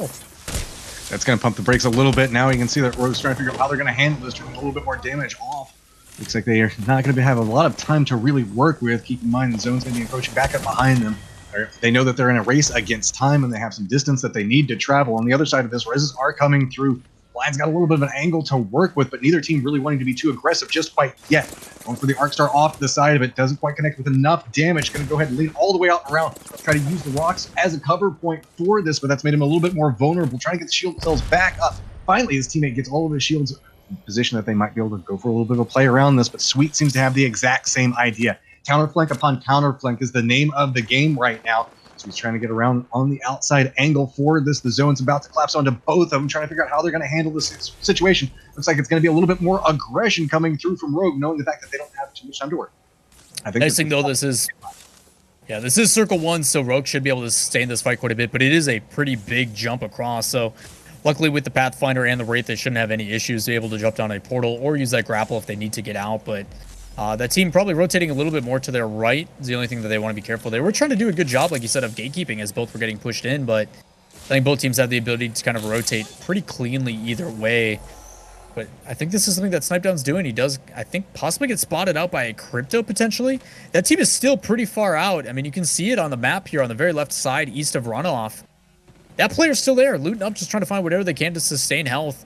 It may like make a late rotation in, but at this point, Rogue just says, heck it, man, we can't wait for this, and are going to move their way in. So, the situation. But it's enough to make you wish that you weren't taking it, as you have to burn through different of your utility that you've already got prepped. Almost everybody has decided, hey, wait, we know where to go. They're all posted up. Back down towards the Hydro Dam. Looks like there might be a little bit of a mess that could be happening, as there's not a lot of clean paths back over towards the north. You can find a couple of gatekeeping situations that become predominant aspects of this circle. Let's explore this way. Jumping on with the Vaxilon and the crew. This team that's been finding themselves in a lot of fights and superiorly actually winning in a lot of their initial trades until they get third-partied. So interesting to see how they play as we jump on with Max Dog and the team. Also another team that's kind of that middle of the pack where they kind of hover in the 6 to 10 area. Just haven't really been able to jump ahead too heavily, but again, always in contention for keeping themselves alive. Just takes a one good game here or there. They could put themselves in the position as we jump in with Sentinels, another team that just came off a very big win with 50-plus points in their last game to punt them in, tied for second. Is trying to rotate across. Isn't going to their head, though. They're aware of how dangerous a path it is to take that's in front of them, so instead stepping back away, trying to get a little bit more of a better path. Looks like they're very aware of how rotations are coming in next to them as well, trying to use that as a way to maybe pick up a couple of kill points, but not going, hey, well, we killed everything inside the last game, let's just charge this time. On the other side of that, you can see Crummy and crew still making their way back around towards the south. Got a little bit of time to work with, but the new circle has shifted its way back over towards the north, and they've got to be very careful that the zone doesn't end up being a big factor for them, as a lot of these teams are finding themselves stalled right along the southern part of the circle. Yeah, really tough. Crummy and the guys have been one of the teams that I've actually been pretty happy with. Their coordination and the way that they've actually taken fights. But the difficulty is on their outside Sentinels right to their northeast. Just trying to see if they can find somebody. They do have to push into them, so Circle ends up benefiting them. But this is what Sentinels want to do. They want to take this high side and wrap around Circle, but just getting absolutely lasered from across. So need to be careful here. Going through a lot of health. I was curious why we were seeing so much Mirage, and then all of a sudden you see the statues in people's hands, and you know what's up. Somebody's proud of what they've recently picked up. Making a joke. Naturally, they're playing with what they feel most comfortable with. They don't play just for skins, guys. All right. So Sentinels looking good is half the battle. It really you win games. It gives you confidence, right? Whenever you dress for success. That's what they always say. It's like Crummy does go down off in the distance. Got himself a little bit of a piece to work with. Finally, flank going over towards him, trying to get the play back on the other side of this. Sentinels trying to hold the line onto it. Do manage to get down onto one of them. Just kind of surveying what could be ahead of them as they have to make their way much further north very quickly. Sentinel's able to pick up a couple fights. You're going to see Blur here just trying to run.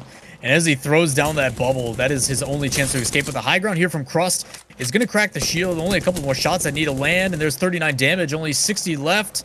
It doesn't matter. It gets picked up by the wingman. So that is going to be another squad removed. And Sentinels, in what was a rather sustained fight, come out on top. Yeah, and that's very good that they did. And look at this. We got some rats hiding in some sneaky spots over there. At this point, do you call them rats or do you call them birds? I would call this one a bush Wookiee. I'll go with that one, yeah. It's similar to hiding inside the bush, just enjoying all the textures of the trees, doing a little bit of meditation, just relaxing, letting the ambient sounds of gunfire calm your nerves. That's what I fall asleep to, right? Like, this is the second time we've seen gentrifying in a position like this, where the first time he was in, oh man. If you've got credit to him, right? Like credit. If you've got the game IQ and the map IQ to know that those places exist, power to you, man. Get those placement points. Oh, looks like we're seeing a little bit of Revenant get some more action here. I say that as he's going to get popped right into the face. Now, Thugga, last person up for his squad. It's like he's not going to have a lot of options to work with as well. Might be trying to find himself a little hidey hole to hide from everything that's going on around him. The other side of that, you can see slow encroachment. No, the next circle is going to be up in front of just maybe about 5 to 10 meters in front of them. No inherent rush just quite this second, though. Well, hopping on board with the guys from Hackalo and everybody. Had a really good week one, but just haven't really found the performance so far yet today. This is actually a really similar spot. This is where in week one, if people remember, we're 3-3 and 2 other teams were all caught in this position. One of the teams, same spot up top, just kind of waiting for the play to develop as they found themselves in a 3v3v2. Not sure if that's going to break down again, especially with the shift moving in, but it seems like the teams have spread out a little bit more. We had a lot of teams on top of each other over at Rig, but now that Gibraltar ult is going to force these guys to back up and possibly rotate around, probably the safer play as well, as they find themselves a little bit of a nook here that they can heal up in. And it's going to be a really aggressive play if someone wants to push them. Yeah, they find themselves a nice little spot. Go ahead and get the health back up before they make the rest of their push up and around. I love how Caustic there, his gun wasn't like loaded. So he's just sitting there and he's like gripping at nothing. Oh, yeah. Well, that and the ragdoll. There's a little ragdoll. effects of the crates whenever they bounce around all over the place. Oh, small things like that. You can see 303 got themselves a nice little bit of terrain that they're working with. Got some vision to work with as well, but they do not have the circle. You know, the fact that they're going to need to make their way through. They have several options in front of them. They can stick to the low ground, but it looks like they're just going to go ahead and lean on ropes. Use that opportunity just to get in through quickly to get a little bit of information, but spots out on both sides. A couple of love taps back and forth, let each other know that they're there. Looks like it's going to be Rogue trying to figure out how they're going to make this encroachment as well. Nice thing for Rogue here is they do have a lot of options, so even if they peek to that south side, they can wrap back up to the north if they really want to. Just try not to burn, and the other issue is Sweet does not have a rift up for a very long time, so gonna need to be a little bit careful as both his and Pathfinder's ultimate are down on dropped, so just gonna bind for time, gonna take the portal that is there and move back in, find some hard cover, just hoping that there's nobody in these buildings. Well, let's see where we've got the situations playing right now. You can see that it's going to be Joey Blackout. Trying to get a little bit more harassment back on the teams off to the side of him. Just connects with just enough to discourage any forward movement. See a couple of Wraith repositions coming in as well. Just trying to make sure that they get the revive up back over towards their teammate. So it looks like they have the time to work with, but a couple of seconds, the circle's going to start making its way back over towards them. They got to be very hesitant of that ring at this stage, because there's going to be a lot of teams that are playing back around the south, as we've seen bounce around between different perspectives.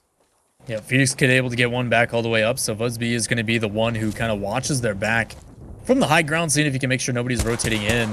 And he does spot one out, so shots coming out here from Busby with the G7 Scout. Able to land a couple, hopefully deter the players from being aggressive, as they know they had one down and trying to get knocked, so taking their time, teams on top of each other. As shots coming out, Hackler going to be on the receiving end of a majority of it. It looks like their Gibraltar's going to drop down a bubble, and they're going to use that as shots going on inside, having to bob and weave in between that wall. See if they can get some damage, one on top of another. Super aggressive play, and just overwhelming aggression is just going to be met by a Gibraltar bubble and pop them all down. So plenty of loot to get for almost free here for the guys on Hakulo and the rest. They just have to be careful as it's starting to get pretty crowded around their territory. 14 teams still up and active and not a lot of space to work with. Luckily, there are a lot of buildings around the rig position, so you can find a lot of little hiding spots, get your team into different positions. As you can see, NRG making their way in towards the late game, but they do find themselves on the outskirts of the circle, trying to figure out how they're going to want to cut their path. See a lot of pings coming through. And in front of them, there is a team that could find themselves in a nice spot to take a couple of shots, but at this point, once you start seeing the catalyst shots come through, it's just going to be a cascade of third-partying all over the place. Meanwhile, you can see it's going to be Saucer, Teen, and Zinel's trying to go ahead and take a quick breather before making their push. Yeah, unfortunate for them, too. They placed down that Watson ultimate, which should passively regenerate their shields, but having to burn the Gibraltar cooldown as well, as Sweet just finds one, and just one shot after another just pokes away with that Scout. You can see why it's becoming a favorite, along with things like the Hemlock, but going to take the time with that pressure to actually move closer towards the circle. So this decision making, they put a little bit of damage down and unfortunately run into another team, but immediate decision making. They apply damage, they know where a team is. We would need to rotate in front of them so we can gatekeep them. But again, another team on the other side waiting, so not going to be as easy as they thought. Love what you're alluding to in the fact that as we move into the later stages of this game, with the amount of people that are alive inside of competitive Apex, you have to react fast. You have to follow the call. Go execute as quickly as you can, and if it doesn't work, reverse the play as fast as possible. You have the opportunities for that, but you have to make sure the whole time this is going on, the communication stays stacked up. Otherwise, your team is going to end up very quickly disjointed, and that's what I love to see from these players. You'll see them try to make a play, realize it's not going to work, and quickly communicate that back to everybody, and it's just reactions galore as everybody adapts and goes forward, trying to move with Plan B. Yeah, it's a multitude of things. Not only is it, plenty of time put together, kind of knowing what they can and can't accomplish, and that changes from team to team based upon their skill level, but it's also at the same time, there's a little bit of instinct that comes with that as well. Today is the day I'm feeling well. I feel confident that I can go in and take these guys on, and eventually comes to the point where enough, experience on the field, they know to back off. They don't even have to make those comms. So again, a lot of these teams, the more experienced ones, your Rogues, your TSMs, your Liquids, even some of these other teams, like I think Brazilian team in BKB has been having a fantastic day and have been putting up a fight. But again, Ego challenging on this one, even though they don't have the positioning, the Watson's all set up. You see Rogue come in very aggressively and are actually going to get punished for it. So Sweeping, the only one available, is going to have to phase shift and see if they can get out of this. But quite honestly, I think they're going to get shot in the back end. Unless he manages to sneak, no, there is no way he gets away with this. Full on sin to the center somehow. Oh my goodness. I don't think that they were expecting the position to be played off of. So you can see when they threw down their ropes, they rolled it up, and then suddenly right down below them, they just took a huge amount of damage. So one member left for Rogue right now, finally spotted out. A couple long-range taps going to come back over his direction. BKB in a good position as well right now, trying to hold up a little bit of a defensive point. Long-range shots are going to be the key name of the game at this point. A lot of teams trying to hold down defense. 13 still alive. Let's be real. Inside of this circle, there's a lot of places for 13 teams to hide at. Yeah, again, this is why I talk about the new Kings Canyon being one of my favorites. I mean, you talk about how many different angles you have to be wary of. High and low elevation as well. I mean, you got guys for BKB down behind them on the left. You got another team up top on the right. And then the other teams that are on base level that are just across on the other side of the field. So you already seen the Pings come out and talking about who needs to be on top. And talking about on top, Team Liquid has a fantastic position here on the circle. And they're going to be one of the teams that has to rotate last. So just able to put up a couple pop shots down for damage as they're using this elevation to traverse, and they do find a player below, but they're going to let them skate on by as they're getting shot from behind. A little bit of harassment shots, but it's going to be Sweet now finding himself in How are you still alive, Sweet? Like 1 health right now, just trying to get away from this position, trying to find somewhere to hide at, and there's not a lot of good options. Going to finally say, okay, this is good enough. Just hide here as he's going to see a little bit of explosions going off in front of him. That's a grenade. Oh, no. Oh, no. Yeah, you just have to watch yourself die. That feels bad. The Liquid now starting to go a little bit more aggressive on the move. They've got so much control of everything up in the air, and they are making sure to use it. Unfortunate for Sweet. Eventually, after fighting off so many times, does get dropped down there by that grenade. As BKB, as you said, good positioning here, showing exactly why, able to check both these angles, trying to see if they can find somebody in. Does spot one out on the top, is actually going to put a ton of damage down. Not sure if they secured any of those kills. There's one of them. So BKB with them taking out Liquid, who had that high advantage. Could be a chance to actually push over there if they really wanted to, but with the way that they are playing defensively, they have plenty to work with. I actually love their positioning right now. It's working out really well in their favor. Shots coming out is going to allow one to get away. Oh, it's just about being careful about making sure nobody sneaks back up behind them. I like the fact that they're being very cautious. Oh, what a play. Another kill. Good plays coming out from BKB. Firm awareness on how people are going to be playing this circle, making sure to use every single tool in their arsenal to get whatever they need to move into this late game. Now, they just have to start being a little bit more careful as approaches are going to be happening back down towards the south of them. They've started getting firm control over the north, but it's all these small skirmishes they can hear in the distance that's kind of getting them a little bit wary of what's going to happen next. 5 squads remaining. Coming down to the wire here, you see McCarthy just trying to loot what he can out of this. Does end up getting a double tap for the Eva, so close range could put on a ton of damage. Something we don't get to see as much as often. As you can hear BKB trying to rotate around to this other side. There's a big circle push coming in shortly. They do have the soft rotation here. So there's a couple teams down below, and you're going to see what Watson can really do, just cutting off all these areas where they can rotate back up. They do spot one behind. Just a little bit of cover, and is going to rotate out and has the portal play. So just being cheeky, if you're going to go through, you're going to have to go through Watson damage. As again, all these teams just trying to hold on. Oh, this is a really rough play for Shiny. They're finding themselves in a very bad spot. Quick spray going to be coming out from BKB. They've got a lot of control, but that's a lot of people running right at him. TSM is doing a little bit of work on the southern part of the circle, starting to make their way through onto this one. So be very careful. Quick pick up on that, and suddenly there were 3 teams remaining. I think we're starting to get an idea on the lay of the land. It looks like TSM is trying to get a little bit more information, doing a quick peek up there. Not going to push too hard just quite yet. Well, the one that people need to be worried about, and especially moments like this, is the one on the Pathfinder. Aberlelli, a player that in these ranges does not miss. He gets up top of the Prowler. You can see exactly why. The damage just raining out. He drops down 1. BKB would have had an advantage now being pushed by TSM. Imperial Hell. And that is it. One after another. TSM had the low ground, pushes up top, and just reigns supreme. That is the coordination I'm talking about, and they're able to hold on. So TSM get a victory here after being absent for a little bit. Back on top. I love to see the quick play that comes out from TSM. Whenever TSM is in form, it is just a domino effect. They're like, okay, do It's this, insane. this, and this, and then the game just instantly turns on its head. And you can see right there, it was just a quick, just throw the rope up, look up, say, okay, I know what's going on, get that high ground point, hit a couple of shots, and go, okay, guys, it's time to go. And the rest of the team just floods up after him. BKB just suddenly was like, what is even going on? I mean, again, I hate being the fanboy and having that bias, but like Abreleli, every time I get to see his perspective, and we saw it last week as well, when he is confident or in that range where it's like within that 50-meter range, the guy doesn't miss, and it's scary to see it and be on the receiving end of. I thought BKB had a fantastic positioning. They were in a really good spot, and even with Rogue, I think the hero for the team, being Sweet, able to survive as long as he did. But again, this is why we like Kings Canyon, in my opinion. I love the close action, even if there's a couple bushwookies or birds or whatever we settle on. This grenade just at the feet, just have to deal with it. But BKB, man, I'm really proud of them. Not many times do we get to see these South American teams and Latin American teams join us, and I think they're making a name for themselves. I'm really happy with their performance, but in the end, the coordination, I mean, you see it, attack from the top, the side, and then Imperial Howl with the Mastiff, just dangerous, absolutely dangerous.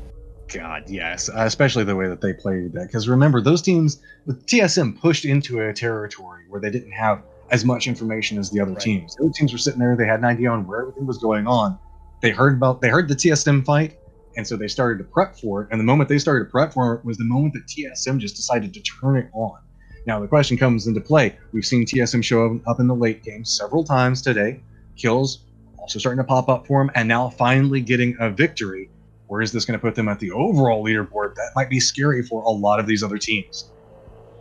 Yeah, it's a really dangerous situation, but we don't know the exact amount, so we're going to take a quick break, and when we come back, we'll update you guys on the scoreboard, and last but not least, the very last game of week number 2 here for the GLL Masters Summer.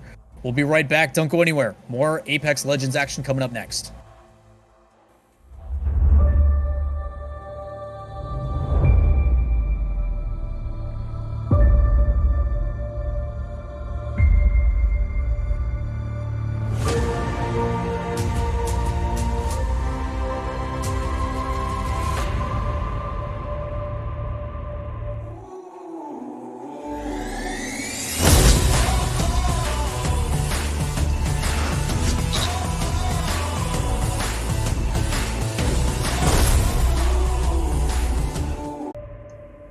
Hey, welcome back everybody to the GLL Masters Summer. I am Lawler alongside Match. I'm calling all the action. We just finished our fifth match of the Alpha. Dude, I'm losing my train of thought. Where am I at? We're in Alpha. And these guys came down to the wire. I think TSM just, their coordination in the end has caught me in a Tilly or something. I don't know what's going on. Either way, the big surprise there, the last team that I couldn't remember the name of was No Brainers or New Brainers, however you want to say it at the end. 15 kills. Yeah, that is a phenomenal performance. I mean, look at the placement point difference, but yet still walking away with second place back behind TSM. We've got 24 placement points and 7 kill points. Big performance coming out of them. And I think it was just all about keeping in position. We didn't get to see a lot of time with them, but BKB also having themselves a pretty phenomenal round as well.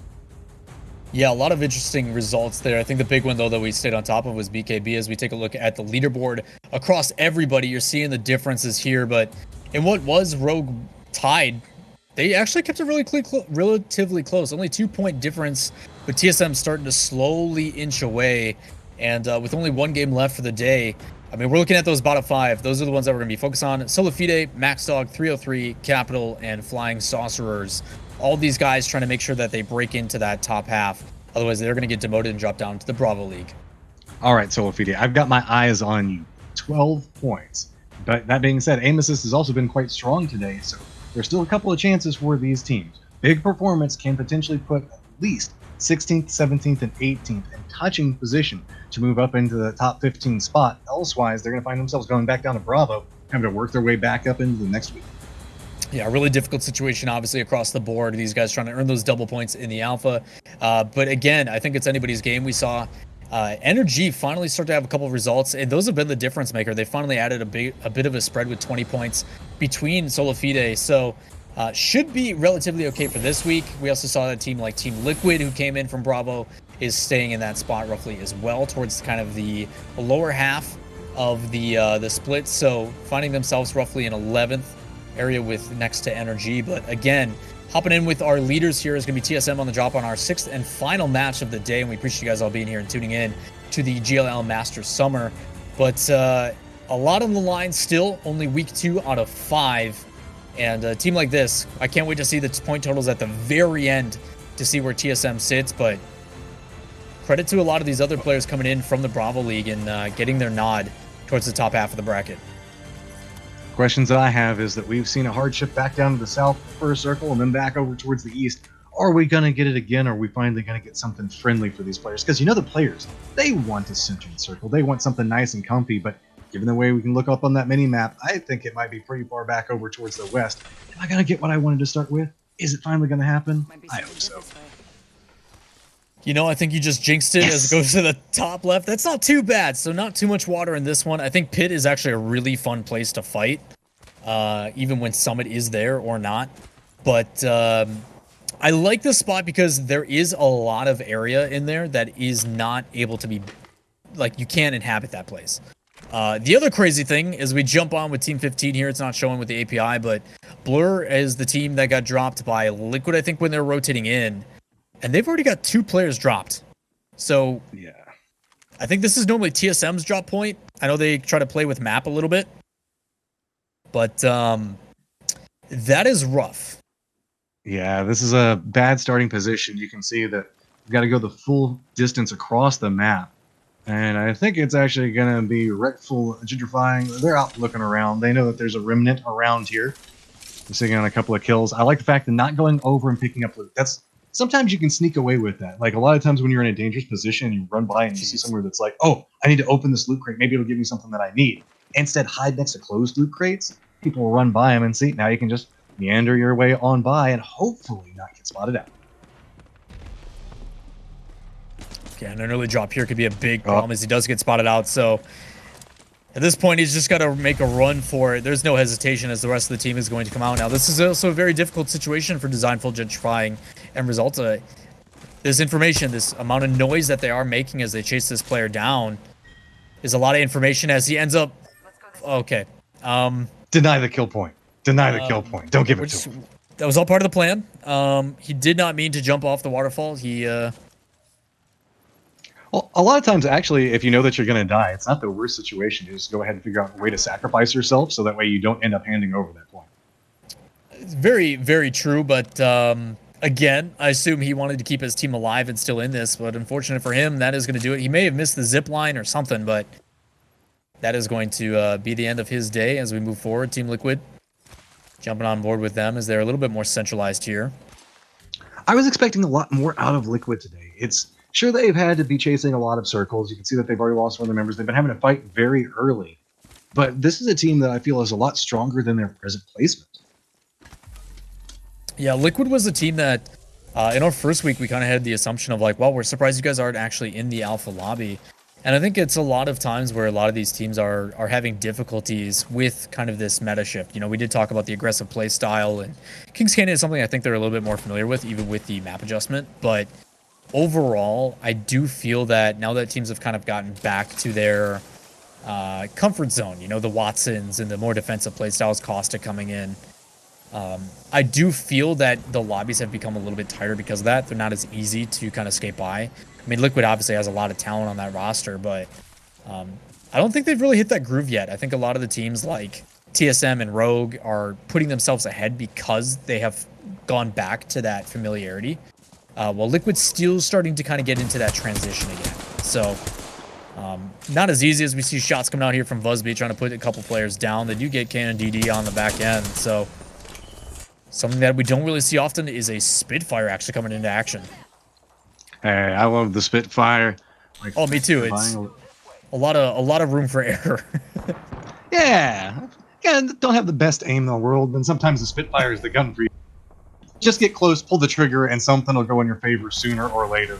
But well, I mean, those heavy rounds slow you down too. So like, all you got to do is land one, and then everything else gets easier after that. But unfortunately for Capital here, this is another team that's just trying to keep their way out of the bottom half. So with only one player left and no banners recovered just yet, gonna have to heal back up and then see if this Wraith can weasel their way back in and get their team back in the action. But from what we've seen, especially having to play down in that trench too. Yeah. That's a problem, because if you draw any attention, you find yourself in a death trap. So wouldn't be surprised if maybe they just opt away. I mean, there is a spawn beacon that's pretty close that they might be able to function with, but I wouldn't be surprised if really it's just hightail it and hide. Yeah, the other difficulty with it also is the fact that this is where the circle's ending. So we jump in and take a look at the team tracker on your right-hand side of your screen. We got 2 teams out, TLP and Unknown, so fortunate situations for them. As we look at the rest, though, pretty healthy. The only one who is not is Capital. And Capital is sitting at the top of your screen is the team that we're just kind of spectating. So Energy looks like they're going to set up a base nice and early here. Plenty of room to work with. The only difficulty, though, is that high and low ground, plenty of places to come in and peek. Well, everybody seems to have the exact same idea. There are a lot of people holding down around this location. How about Axelon Madness? Looks like they're getting into a little bit of a skirmish here. Not in a big rush. They've got circle favor to a certain degree to work with, so they know really it's just making sure to clear out and damage the teams around them by a little bit more space. You can see the confidence that Madness has in the play and in the terrain and information to work with. Playing up on top of the buildings instead of hiding down inside of a more defended location. In fact, they feel like they have the angle and they have control, but the risk comes into play as sooner or later somebody's going to take a couple of shots. Now has to retreat from that spot. Hey man, case in point, you're playing in slums, there's a lot of angles to peek from, and being up top, yes, it's confident, yes, you can apply some damage, but as soon as he makes some noise, almost instantly, someone takes a shot at him. So, again, not the only ones there. TSM also in the wing, just kind of waiting for their opportunity. You can see probably the ones that took the shot up top as they spot some guys over across. But this should be noted that there's a... I was going to say, there's a lot of dead zone inside of the circle. Yeah. You were kind of mentioning beforehand. There's a lot of rocks, cliffs, different things along those lines that are eating up playable space inside the circle. Luckily, there's a lot of still buildings that are active. The difficulty comes into trying to get to them if you're one of these teams that's rotating in just a touch later. You can see the defensive lines already being set up a lot of different areas. Playing along the hillsides right now, you can see that that's a near fortress looking back up at it. So you have to play from the low ground, try to take shots, and then if you decide to actually hit something, get a knock onto it, you know it's going to be a challenge to try to get the flush if you have to push into that. A lot of options to be here, but I can guarantee you most of these guys are going to choose to stay passive, not really wanting to push in this, because you know as soon as that action comes out, you can easily get third or fourth party relatively quick, because there's a lot of teams kind of in the same spot. A little bit different with slums, though, is it's a little bit more spaced out because there are so many different buildings where you don't have teams kind of having that high ground and that low ground, because they're not really forced to. So seeing Silafita here, team that you said you had your eye on, I mean, right now they are sitting in 16th and need some placement to make sure that they do not get demoted. One player just on the outside here. Yeah. Hey, I guess congrats River to Rookie that time. Yeah, congrats to them though. I mean, that was Capital. They were in that area where, kind of in that sewer, in that in between spot in the canal. Wasn't able to get his teammates, but is able to get away and get a better shield. So, gonna play for placement at this point. Has popped at this point, so now they're starting to get a little bit more control. It's going to be NRG looking back over towards spawn beacons. Everybody's starting to get into 2 different hubs. We're playing back down towards the south of slums right now, where a lot of teams have kind of posted up. You can see the teams coming in. You know, defying the fact that things are pretty close to them. And then in slums itself, the majority of our teams are all playing around those 2 locations at the time. Still have a couple of ones that are on the outside of it. As you can see, it's going to be Thugamir Dog and Fishy trying to figure out how they're going to make their way through it. It's like they're going to go ahead and opt into using the Remnant ult. Going to play this aggressive. They're going to run right up into this Gibraltar. Go ahead and throw in the grenade while they're trying to get out of it. They got to be very careful. A lot of exchanges going back and forth as this is just disaster happening on both sides. You can see it is so hard to see. There are so many throwables coming out. There's caustic all over the place. There's grenades. There's all the kinds of thermite even onto the ground at this point. Thugget does manage to get away from it, as well as Rikishu. So how much damage have they been able to inflict on the other side?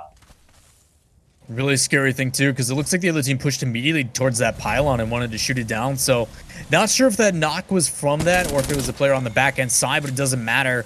Mercy is going to show none of that as he drops down Murdog and picks up a kill for his team. Also the kill feed, Sentinels looking like they're getting a little bit involved as well, so getting some drops there as shots coming out here. Team starting to push, Gibraltar ult coming down. They're going to end up backing up and retreating, trying to take a different angle of approach as very low. As he sees Designful going to pop that Phoenix kit. Back to full health, might be able to sustain this fight a little bit longer, but just outside of pit, a lot of action. But the nice thing is there's only so many places that these guys can aggress from, but need to be careful on the back end as these shots landing and doing a ton of damage here on Gentrifying.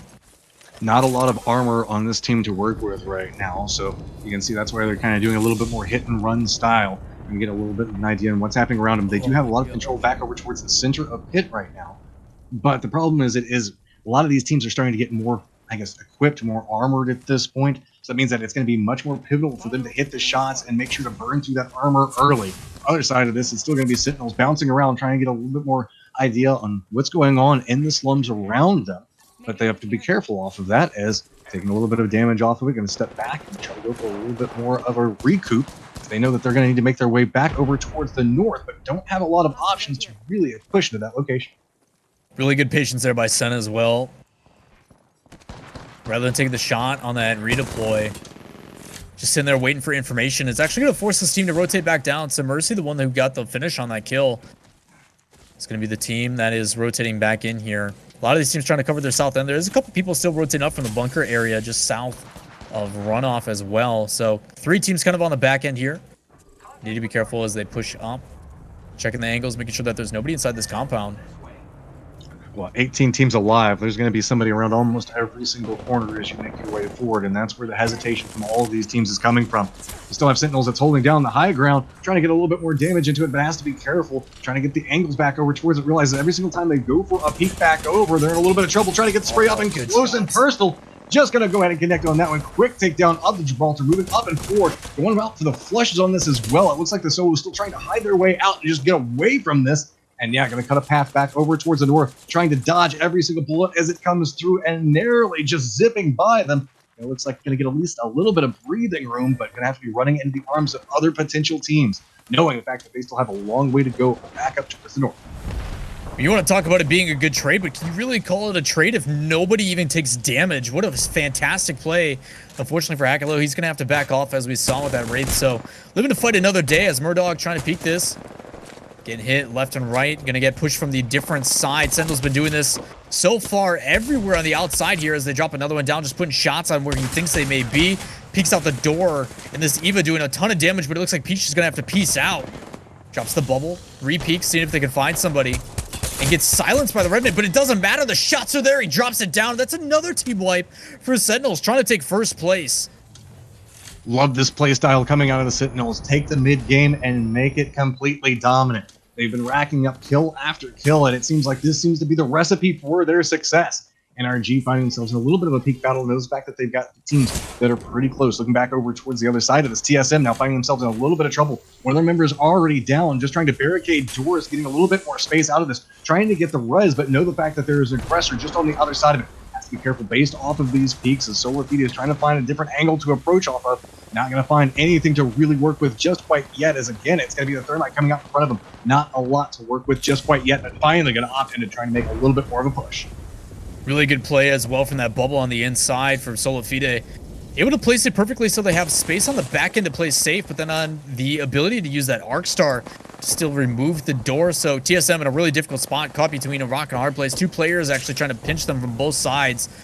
Have the Watson ultimate down, going to try to block and make this just with these fences to see if anybody does push. They're in a tough spot, but again, just having to back out. There's so many players actually keeping their eyes on them as they're trying to retreat and fight another day with these doors. Going to be able to sit in and heal up, but no Watson ultimate to get those shields up. So again, hopefully some of these teams will find each other, and that is what is looking to happen as Solofide with Pride. Shots on the back end. Spots another player, going to rotate back to the outside, northwest side of the circle.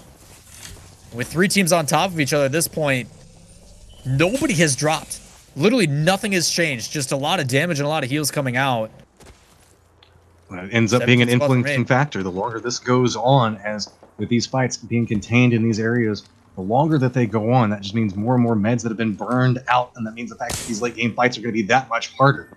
It's like Solofide is aware that they need to get these kill points. They need to get something to work off of. They need to get the position. They want to stay in that top 15, so they're playing this as aggressive as they can, but they don't want to over-peak at anything. They saw what happened a second ago whenever they were being aggressive back over towards TSM. They know that there's a ton of teams back around them. So instead, played a little bit more careful, played a little bit more cautious, and hope the circle goes in your favor. The unfortunate part of that is it does not. And so now they're going to have to fight their way across. As you can see on this map, everybody is inside of slums right now, or they're in the remnant spot inside of runoff. So if you're going to try to make your way back down from the north, you're going to have to contest with a ton of teams. Yeah, I'm not sure who is on the northeast side of that runoff, but the positioning that they have, there's two teams actually in that spot as another team breaks down here. Team Liquid trying to find somebody in that rift, seeing if they can track them down. That was TSM that they get a kill on, so Nocturnal able to pick up GLL. Big pick for them. Liquid has a high ground position. They've got a lot of information to work with as well. They are the gatekeeping team, and there are a ton of potential kill points that are coming their way. The problem comes in the fact that there's going to be so many aggressors, it's going to be hard to focus in on. Once you start taking shots, you're going to see 2 to 3 other teams potentially push up, or at least start taking tick shots back your direction. Really good positioning as well. High ground on the outside. They just need to be careful. At this point, they don't even need to engage anything. If they just sit on this back end and kind of wait and let the placement points do the talking, they should be fine. But unfortunately for Solifide, that is going to drop them down. It looks like we have Teen and the rest of the guys dropping out, but one still remaining. Metro tries to get involved and gets shot in the face. Another one comes in, takes another one down. And like that, Mini and the rest of the guys on Smile are going to be the ones that come out on top. We talked about how many teams were in that area. TSM got away, but then got picked up by Liquid, who was sitting on the outside. As for the other 3, they get on top of each other, and only one comes out in remaining with all the loot to show for it. So Smile, really well played, able to stay passive, gets rewarded. Now they have to figure out how they're going to make their pass back down towards the south. They've got a couple of seconds to work with before the circle is going to start forcing its way in. The zone is its own enemy to contend with at this point, so starting to make a little bit of a move off the side of this. Remember, Liquid's playing up around this high ground, so Protectful, Eye Shiny, and Muffin's trying to get a little bit of a carved piece of this. I think they might actually be inside the next safe zone from there. It's hard to tell. If not, they are incredibly close to it. No, they're just right on the outskirts of it, looks like, but they might just pop up like a deadly jack-in-the-box Liquid might not be expecting. Yeah, no, this is a nice thing too. Obviously, all 3 players remaining for them. There's only 2 from Liquid. And with all this aggression, so Liquid's trying to apply pressure. The dangerous thing for Liquid is, during this time, I have a very strong feeling that they have no idea this team's there as they pop back up, trying to apply the aggression. So now, Liquid, who is at a disadvantage, is able to hold off. So luckily, they've kind of set up base early here. As this team not trying to poke, as soon as that bubble goes down, it is kind of fair game, but the same thing applies to Liquid. No real hard cover here as they're trying to get rid of that Watson ultimate so they can get rid of that passive regen. Also, there's a little bit of a third party on the outside of this that's really forcing Eye Shiny and the rest of the crew play right along the cliff facing. You can see they're trying to bounce around off of it, but every single time they're trying to find an opportunity, it's going to be Liquid either shooting them in the back or the other team shooting them from the front. Now, they don't have a lot of territory to work with. They've just managed to find themselves a nice little dip to hide in, but that might not be enough, as it looks like Nocturnal's wanting to get a little bit more out of it. TSM still alive, though they were able to escape, so only Avreleli was the one dropped. So you've got TSM here. You've also got Rogue on the outside. You see them getting a ton of kills as one goes super aggressive for TSM. Rogue on the back end here, dropped and sniped down, trying to get him back alive as Sweet is fighting. Rogue dropped up. Gonna swing back to the wave, spots the Wraith, lands a couple really good shots. Almost the shield's being done as they push up and into the circle. They need to be careful on their south end as well. There's another team behind them. It's just a lot of control and information from here. It's the key factors to work with. With these walls, you can make a lot of different independent plays. You go for peeks on it, but it looks like not a lot of teams have really opted into this position yet. So Rogue come in. They've got control to work with. 8 teams still alive, though, and this is a tiny circle to contend with. So Rogue's trying to clear out anything that they know in position of. So just chasing after Wraith, running back over towards the edge of the zone. Quick pickup off that one. Gonna give Snipe down another kill to work with. Mainball just trying to get more information based off of plays. Quick look back down to flush out another one. But it is just death and destruction down inside of this dip as teams are being forced into this play, but not a lot of territory to work with. Looking back along the hillside, gonna spot out another one, but Rogue has just got so much control over everything that is happening inside the zone. Not only high ground, but not afraid to play aggressive as well. Just very very decisive plays being made here, and this is what allowed them to win in previous matches as well. Immediately after they see an opportunity, they go in and they play the aggressive play, but need to be careful. Shiny here on the outside surprisingly got out of that bottom play. They've got a team right behind them. I don't know if they're aware of it. Not sure if they're ready to clean up Rogue or if they recognize that they're in the inside. Playing on the backside, you have Shiny trying to get around and trying to buy as much time as possible as McCarthy goes into the inside here. Probably the safest place and the only hard cover unless you're up top. 3 teams now remain. Got to be very careful as they make their approach. Rogue's kind of low on life, but they've got shields to work with. Still out hunting down the remnants of anybody that's approaching over here. Going to get that last little flush out. they have to assume that a lot of the teams are playing back over towards what would be their east. Playing along that hillside might buy a little bit more, but it's going to be Sentinels still 3-man strong. Going to find potential angles to work with right now. Going to have a lot of work that they can put in from up on top of this, but have to be careful every single time they peek out. Trying to throw down another one of those caustic barrels, it's going to cost them a little bit more health. Instead, they play back around the edge of the zone, pop down, quick pickup, drop it down to 2 squads. I think it's going to be Rogue on one side and Sentinels on the other. Real easy play here is Sentinels and Rogue. Last 2 squads remaining, bubble up and trying the last chance to heal. Snox also has that portal up, so they might be able to use the iframes to kind of reposition, but it doesn't matter. They come up and overwhelm Sentinels.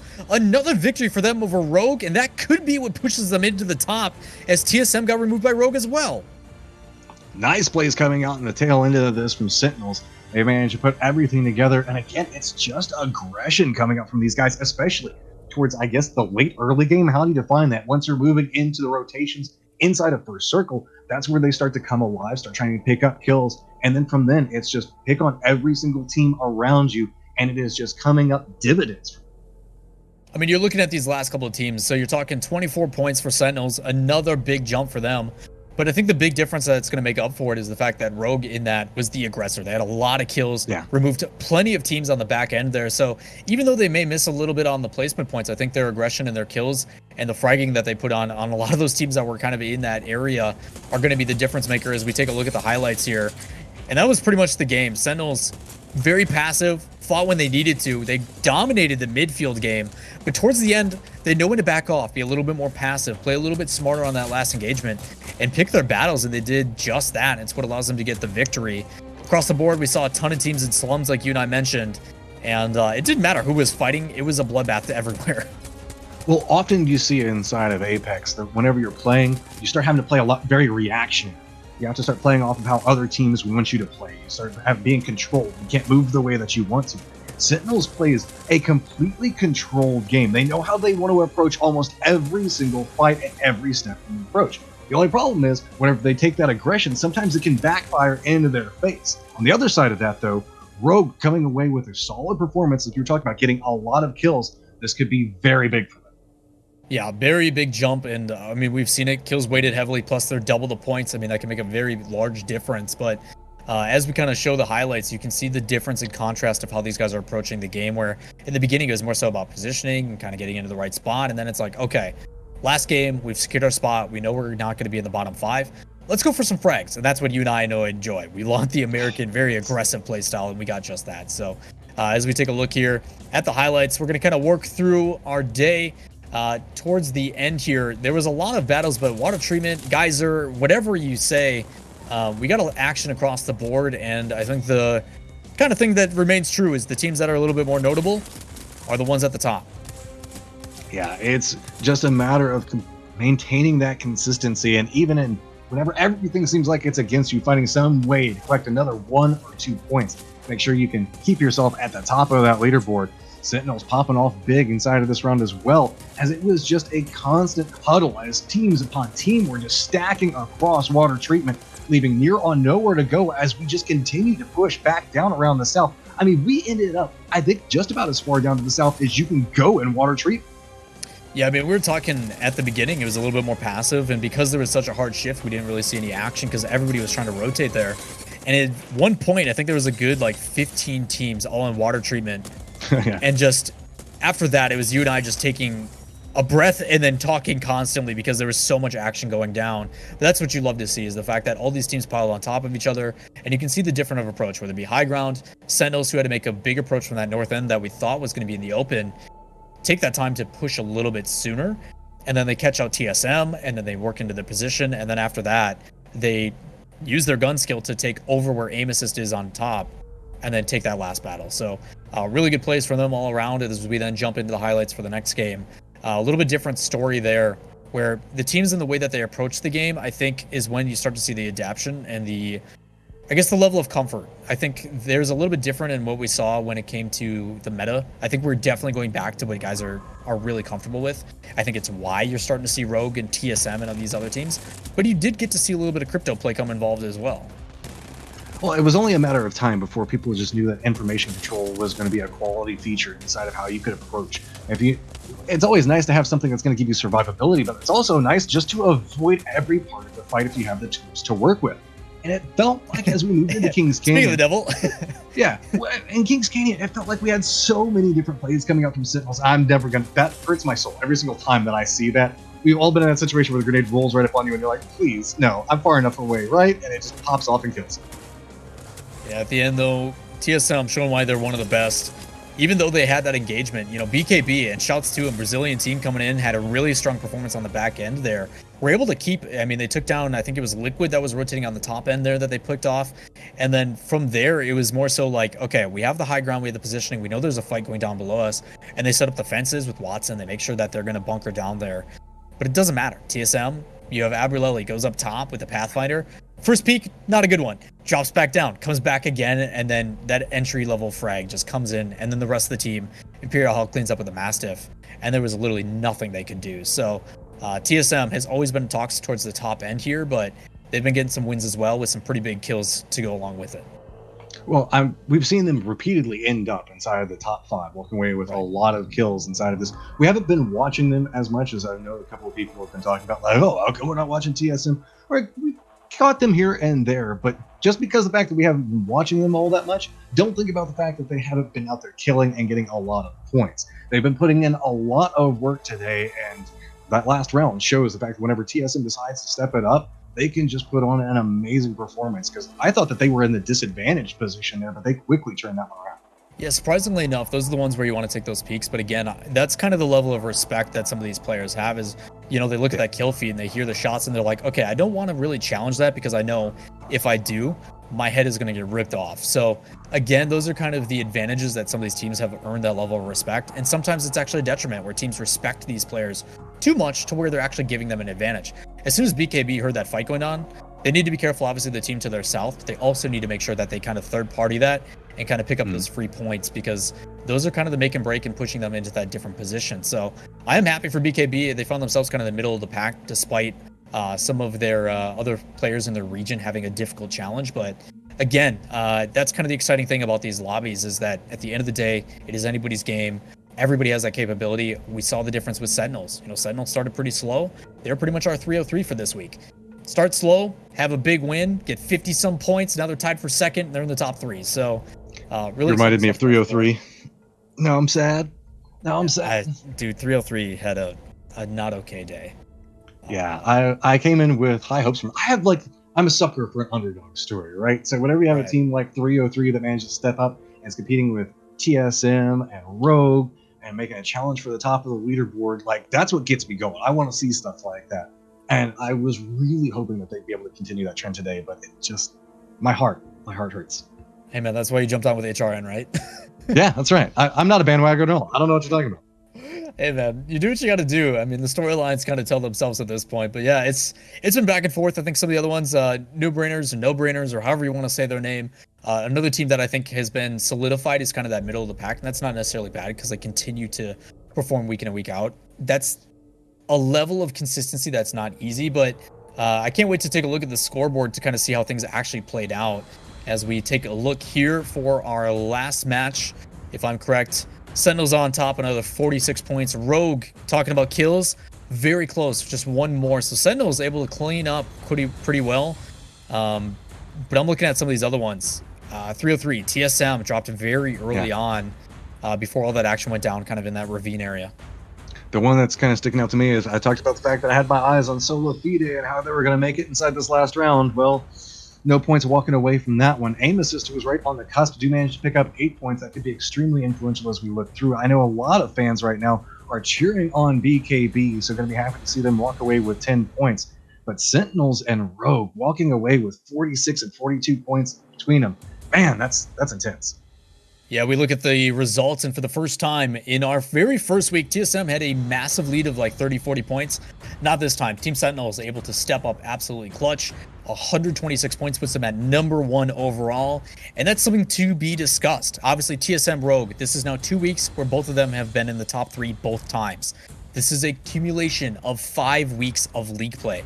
It is a lot of things on the line for a lot of these teams. So it is not just a 1 week result and everything is peachy. You have to make sure you show up every single week. And when you're seeing teams like HRN, Shiny have a big bounce back week compared to week 1. Superior is also up there. Smile actually recently promoting. Liquid coming in. Top 10 performance for Liquid after being in Bravo. That's a big deal. Yeah, that's a huge performance coming out from them. They had a couple of little stumbling spots, but they still managed to make their way up inside the top 10. HRN is a big standout for me, as well as we talked about the fact that they can clutch it up, and they got a victory based off of that, but they were very active throughout the entirety of the day, walking away with 19 kills, as well as 52 placement points. That's nothing to be ashamed of coming through there. My eyes now are drawn back over towards the other side of this on who are teams that we might be seeing coming back after spending a little bit of time inside of Bravo. Solofide and 303, Capital Esports. We saw different moments from every single one of these teams back there. So we know that they can do it. We know that they can make it back. It's just a matter of how much of an ego blow is it going to be to lose out this week. Yeah, as you said, as a reminder for those that are unaware, there is an Alpha and a Bravo stage. So those teams that were in the bottom 5 are going to be dropping down to the Bravo as we jump into the Bravo division. We have Yeet Squad, Free Smoke, Yukio, Ziploc Bags actually was a surprise run, and Katka, I'm gonna butcher that. Katka. Yeah, we'll go. Easy Katka. Easy Cat. Yeah. Well, I don't know. We'll figure it out. We're good at words. Yeah, that's why we do this job. Yeah. It's stupid Americans, right? And I know, gosh. Hey, at least we're not like the Europeans. We throw in a whole bunch of extra vowels where they don't belong. It's very true, very true. Well, the big one for here is that these guys are going to be promoting and are going to get their chance in the Alpha division, get those double points. But honestly, Yeet Squad, 84 points. If that was doubled, that is a lot. So those points are going to be added as a total over the course of both weeks as they move into the Alpha. As we look at the total leaderboard, this is our final results after 2 weeks. And TSM still on top with a pretty convincing lead of 38 points. That is huge. I mean, they're looking at a near on 50-point lead over Rogue. Rogue still got themselves a comfortable 22-point lead. And then we have another massive drop-off of 42 points back behind that. Then it gets finally a little bit closer with Superior, Smile following up. But it kind of goes back to what we were talking to about the beginning of the day. When you have teams like TSM, Rogue, and even Sentinels today just eating a massive amount of points that denies so many other points from these other teams, and it makes the middle of the pack just so much more contained. Yeah, I mean, you're talking about a lot of these teams. I mean, obviously Liquid being the one to promote, Energy also on the tail end of that, but I mean, look at the difference between Smile and I would say Solofide, right? That gap between those is, you know, quite a few points. I mean, you're talking like what, 50 points? That's a couple rounds worth. I mean, for some of these teams that are promoting in from Bravo, that is an entire week of play in the Bravo division. So as we continue to go through, I think week 3 is when you're really going to start to see that spread really spread in and create that gap. But for you, I know obviously you came in as 303. They're still top 4. That shows how big of a performance they had in week 1, and it's not over yet. Again, consistency. It's the thing we harp on more than anything. There's still 3 weeks left and plenty of time to get back into it. Big factors come in play. What do you learn from this week? You know, we keep talking about the evolving meta. What legends are you using? How are you handling your rotations? Step it back away and go, okay, this is what worked, this is what didn't. Sit it down, run it through, and see, okay, what are the improvements that we can make? Because that's what I love about the system that we're looking at over here at GLL. Just sure, you have 1 week's bad performance and you switch back down to the other lobby, and it's harder to get points because you don't get the double points. But you have the opportunity to make your way back into it and have those explosive days, because we saw with Sentinels, there's still the opportunity. Just because you step back down for 1 week, you can have your day the next week. You just have to make sure you can get back into it. I mean, case in point, the team that promoted from Bravo had like 80-some points. So again, that is a lot. That is enough to swing the scale in your favor. So even if you drop down, use it as a motivator to get back in, and you never know what can happen. Maybe go farm those lobbies and come in even more aggressive than you did previously. But again, a lot of matches to go, and that's kind of the exciting thing, as always, is the fact that there is a ton of different matches coming out. We just finished up week 2. We've got 3 weeks left to go in the GLL Summer. God, I can't even talk today, man. My brain is just out. I'm not even going to try to risk it. GLL Masters Summer. A lot of action going down for Apex Legends. We had 6 matches, 3 on Kings Canyon, 3 on World's Edge at the beginning of the day. We also had an entirely different region at the beginning of the day. But with that said, we have a whole lot more. Next week, Thursday, make sure you guys tune in as we're going to be continuing the action here for our league play.